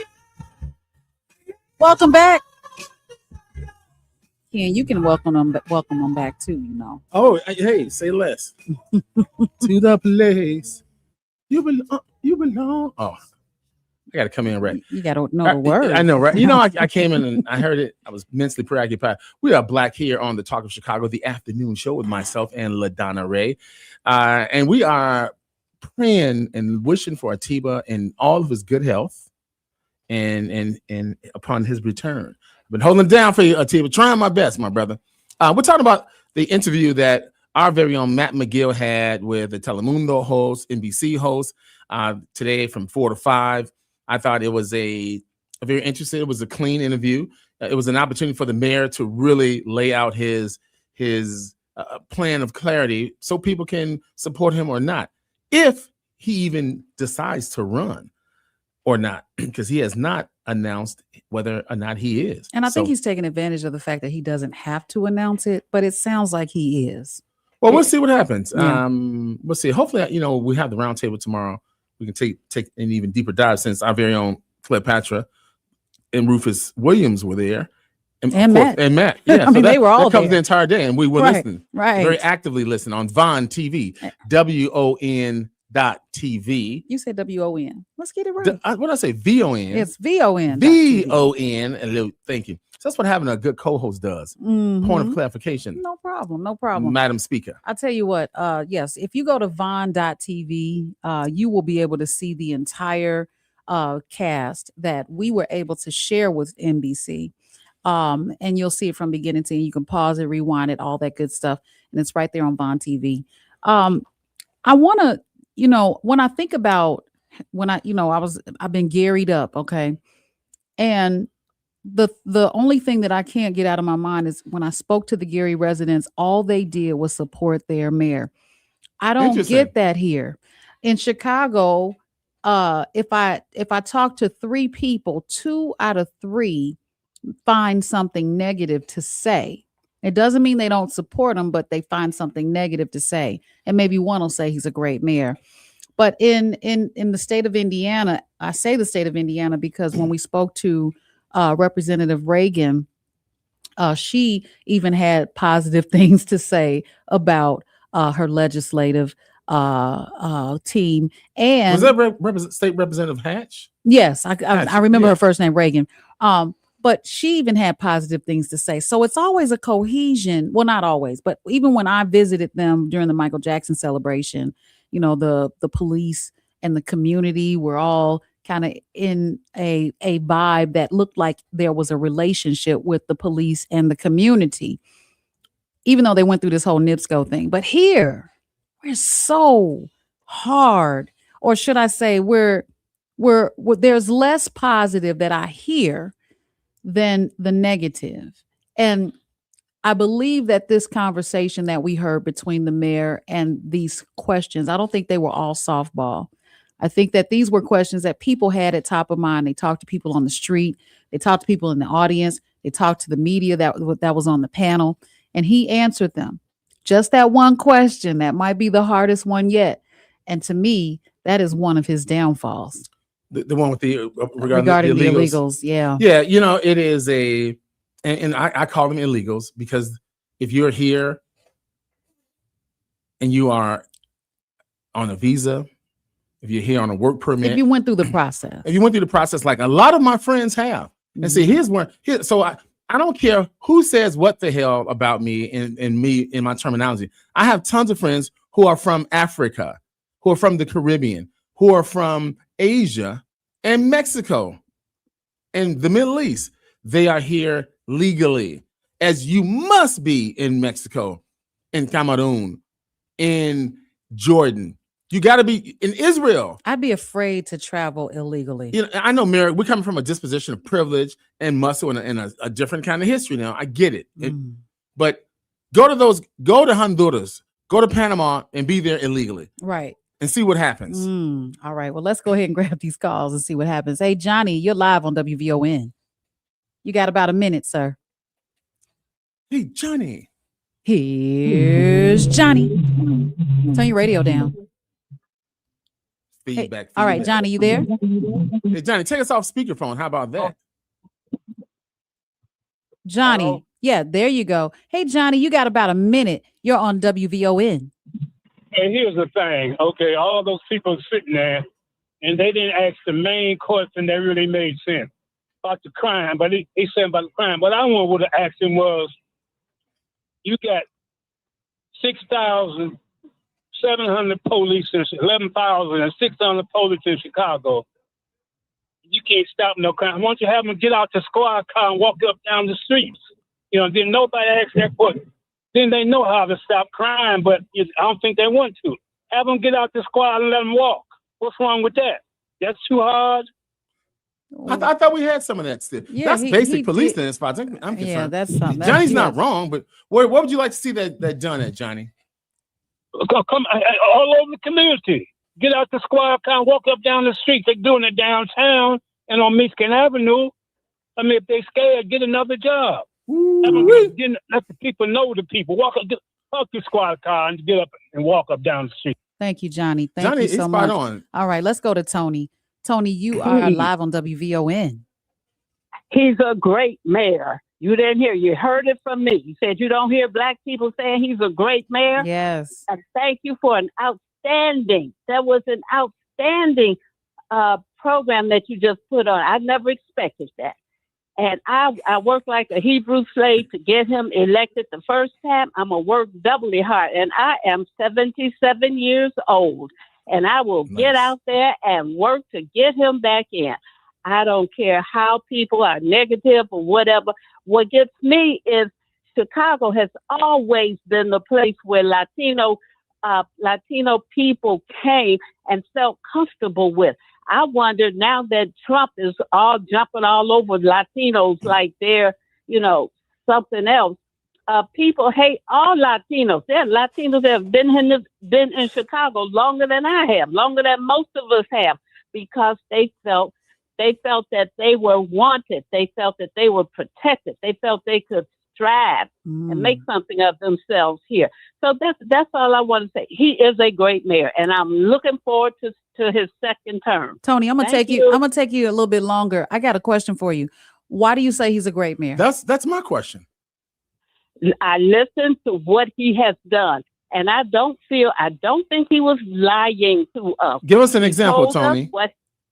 Example was giving how many thousands of children jobs for summer jobs. So you didn't see 10 or 15 black children together, and then you say, oh, all these kids, all 15 teenagers went in the store, took everything out the store, and it's on the front pages of the Sun-Times, front pages of the Tribune, you name it. But we didn't have that this time. That's not okay. Clarification, Tony. He expanded the age. I know we're up against the time. However, the reality is every mayor and every state legislative member has contributed money to make sure that the city of Chicago and all across the state receive summer jobs. That's just a part of what it is that we do. And I'll give him credit. There may have been more because he raised the age from 14 to, it was always 14 and 18. He raised it to 24. All right. But that's standard fare. Yeah, we're going to go to traffic and weather. We'll be back. More from LaDonna Ray and Ken Duncan coming up on the Talk of Chicago, 1690 WVON. When it comes to celebrating our Chicagoland communities, Wintrust is here for it. We are proud to support small businesses in our own backyards, like Pies of London, authentic English savory meat pies made with the best ingredients, located at 1071 Rolling Road in Elk Grove Village. Pop-in Plates, kitchen rentals, catering, and classes at 64 Lester Road in Park Forest. And Fusion Beauty Academy, professional training for cosmetology and more, located at 18 Ohio Street in Joliet. A dark night, a quiet suburb. But for one family, danger lurks just downstairs. Oh, no. That's just my husband getting a midnight snack. Guilty. But We have Xfinity Shield. It has a built-in Wi-Fi feature that detects movement without cameras. well, what they didn't know is that an even bigger threat lurks online. A hacker. Actually, Xfinity Cybersecure protects our connected devices too. Okay, fine. But what they didn't see coming. Is that these features are included with our Wi-Fi? We did. Kind of the whole point. Well, this one's not getting a sequel. What if protecting your home and devices could be drama-free? Introducing Xfinity Shield, with Wi-Fi features designed to give you peace of mind. Visit xfinity.com/shield to learn more. Xfinity. Imagine that. Restrictions apply, not available in all areas. Xfinity Internet and compatible equipment required. Tuned in to your favorite WVON personalities on Facebook Live? Don't just watch, like it, love it, share it. Every click helps us grow the conversation and keep the community strong. So remember, like it, love it, share it, Chicago. Attention everyone. Saturday, September 12th, join the 2026 Bridging the Gap Parade and Community Resource Fair. One legacy, many bridges. In honor of the late Bishop Dr. Claude Porter, the parade begins at 10 a.m. at 25th Avenue and Washington Boulevard in Bellwood, ending at Proviso East High School's football stadium. Starting at noon, enjoy a community tribute, 50-plus vendors and resources, a dental truck, food trucks, youth activities, a kids zone, youth village, and seniors lounge. Presented by Amazon with support from Associated Bank, United Healthcare, Sparrow Coffee, U.S. Bank, Central Credit Union, Proviso Community Bank, SEIU Local 1, Habilitative Systems Inc., NBC5 Chicago, Telemundo Chicago, Clear Channel Outdoor, Paramount Media Group, Power 92.3, Jam 98, The Chicago Crusader, and the Talk of Chicago 1690 WVON. Details at plccabtgp.org. Be part of the legacy. It's Cleopatra Draper. I don't care what no immigrant think, no way. I mean, Stephen A. Smith is an immigrant, whether he's right or wrong. You know? Yeah, immigrant? Where you from, Mike? He's not one of us. You know, I hate when you spill misinformation. Now, Stephen A. Smith was born in the Bronx. Don't mean because he was born in the Bronx. What makes him an immigrant? He was born on American soil, man. God damn it, I'm buckled up for a wild ride. But what I will not do is entertain foolishness on a Tuesday, Wednesday, Thursday, Friday, Saturday, Sunday, and back to Monday. I'm too intelligent for that. Middays at 9 a.m. on the Talk of Chicago, 1690 WVON. This report is brought to you by Blindster.com. Tired of overpriced blinds? Blindster makes custom blinds simple and affordable. You measure at home, install yourself, and save big. No retail store markups, just custom blinds guaranteed to fit. Blindster.com. WVON, traffic and weather now. Good afternoon, Chicago. I'm Logan Page, and here's happening in your traffic right now. Dan Ryan, downtown on 95th, slow go 27 minutes. I-57, Ryan Tayeti, slow moving traffic 16 minutes. Bishop Ford, Ryan Tayeti, 94, stop and go traffic due to road work 28 minutes. Stevenson, DuSable, Lakeshore Drive to the Tri-State. Please be cautious. There is an accident reported. Stevenson at Kedzie Avenue, 39 minutes. Eisenhower, Wolf's Post Office. There is another accident reported. Eisenhower at Burn Interchange, 47 minutes. Kennedy downtown to O'Hare is at a snail speed, 47 minutes. And Eden's Montrose Lake Cook, 9-minute delay, 25 minutes.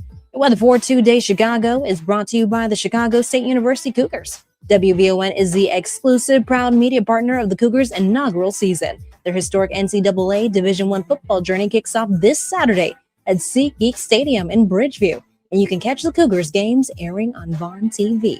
Today, isolated showers and storms, high of 84 and a low of 67. Tomorrow, mostly sunny, high of 80 and a low of 63. In our city, it's currently 82 degrees and mostly cloudy. I'm Logan Page, and that's your traffic and weather update on WVON 1690 AM. Now back to LaDonna Ray and Ken Duncan on the Talk of Chicago, 1690 WVON.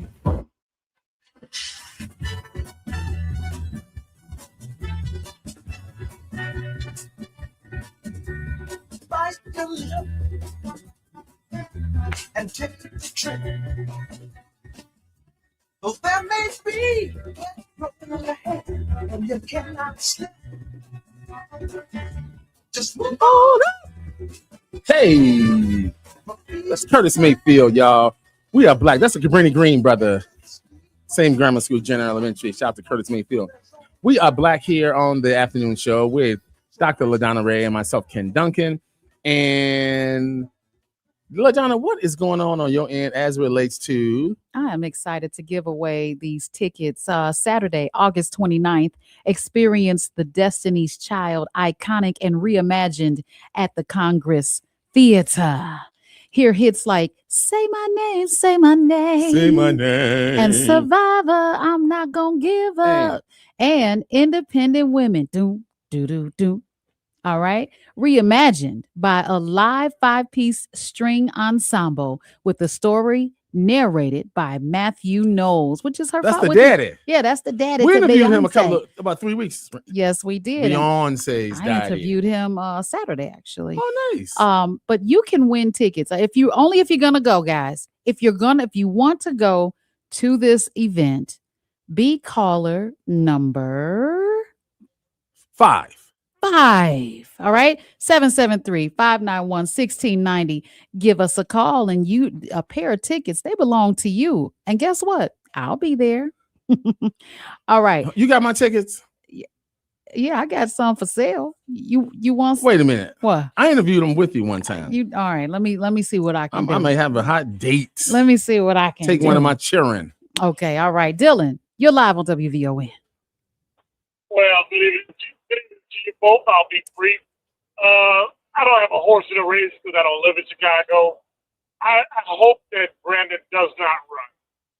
And my reason for that is because there isn't a chance in hell he's going to get reelected. He's fighting way too much. You've lost the black community. You're losing the Latino community. And the white people are not included in anything he says. White people and Hispanic people are tired of hearing my black children and the black kids and all that. I'm sure they're sitting back like, what about us? You never say anything about us. So you're losing everybody with that. Thanks for taking my call. Yeah. Interesting, Dylan. Very interesting point. No, it's true. I mean, I like the mayor. We have interviewed him right here in the studio several times. But when we did the roundtable, and if we're being honest, when the question came to me, what is the biggest downfall? It was the fact that he spoke specifically about what he does and how he chooses blacks for his cabinet, or blacks in these positions, or blacks. You are the mayor of the city of Chicago, not just your people. Now, I love my people, but while we can be hyper focused without vocalizing the hyper focus strategy, we don't have to tell everybody what we're doing. Just get it done. You know, well received point. And Dylan made an excellent point as well. I can't take anything away from either of you. The reality is the mayor is shoring up his base vote. That's what this non-dog whistle is all about. And as a result, he will make the runoffs as a result of him being clear and him talking to his core constituency. The reality is we give our black elected officials, and I was a part of I benefited from it. We get a lot of grace because voters know the challenges and the nonsense that we go through to make it, quote unquote, to be in elective office, to be a successful astronaut as a Black person, an engineer. We know the garbage that we go through that white folk put up because this society was created for whites to benefit, plain and simple. And I'm talking mediocre whites who failed up. And if you look at this administration in DC, it's overcapacity with a lot of mediocre white folk who are culturally just dumbfounded about America, quite frankly, and its demographic. So, but we'll see. It's yet early. It is. It's yet early. I tell you what, I know we got a winner for those tickets. So congratulations to whomever you are. Looks like Fatima is the winner. Fatima. He said Fatima. Fatima. Fatima. No, it's Fatima. No, right? It's Fatima. Is it Fatima or Fatima? Tomato. All right, I tell you what. Congratulations to Fatima, and we will see you there because, I'll be there for sure. And we hope you have a lovely time. In fact, we know you will. Saturday, August 29th. You can go to destiny'schild.com and see all about it. Guys, this has been one. Okay. I think tomorrow we're doing the host roundtable at 4:00. I believe that is tomorrow. I don't know scheduled exactly. for today. It may be 3 This p.m. one. No, it's at 4. It's always at 4. Okay. Yeah, it is. It's going to happen. Right. It's going to be at 4:00, guys. Yeah, and I can't wait to hear what Matt, Cleopatra. Coming back from that high of being there. Oh my gosh. I love it. All right, guys, 6:00. We want to be on time, but we'll be right back tomorrow. And listen to Rufus Williams in the morning. All right, get those phone lines lit up for him so he can hear from you. And then, of course, after him, you got Cleopatra Draper. And then after her, Matt McGill. And then we will be back. That is Dr. LaDonna Ray and former state rep Ken Duncan signing off. Bye-bye for now. Shalom. No, you got to let me do the bye-bye for now. All right, well, let me shout out Logan Page, Matt Resch. It's Matt Rash. Good. Rash? Good job. Is it Rash? It is Rash. Resch. Oh, Lord. Tut. Thank y'all. I'm going to try it again. Bye-bye for now. Goodbye. Oh, God. Thank you, guys, and good evening, Chicago. I'm Logan Page, and here are your news headlines. Rainbow Push commemorates March on Washington. Illinois sets new e-bike scooter rules. Brown Sugar Bakery hit by second smash and grab burglary in a month. Bears get ready for final exhibition game in Nashville. Dietitian offers healthy lunch tips. And celebrate your pup and those that still need homes today. National news from the Black Information Network is up next on Chicago's only urban talk radio station, 1690 AM, WVON, Berwyn, Chicago.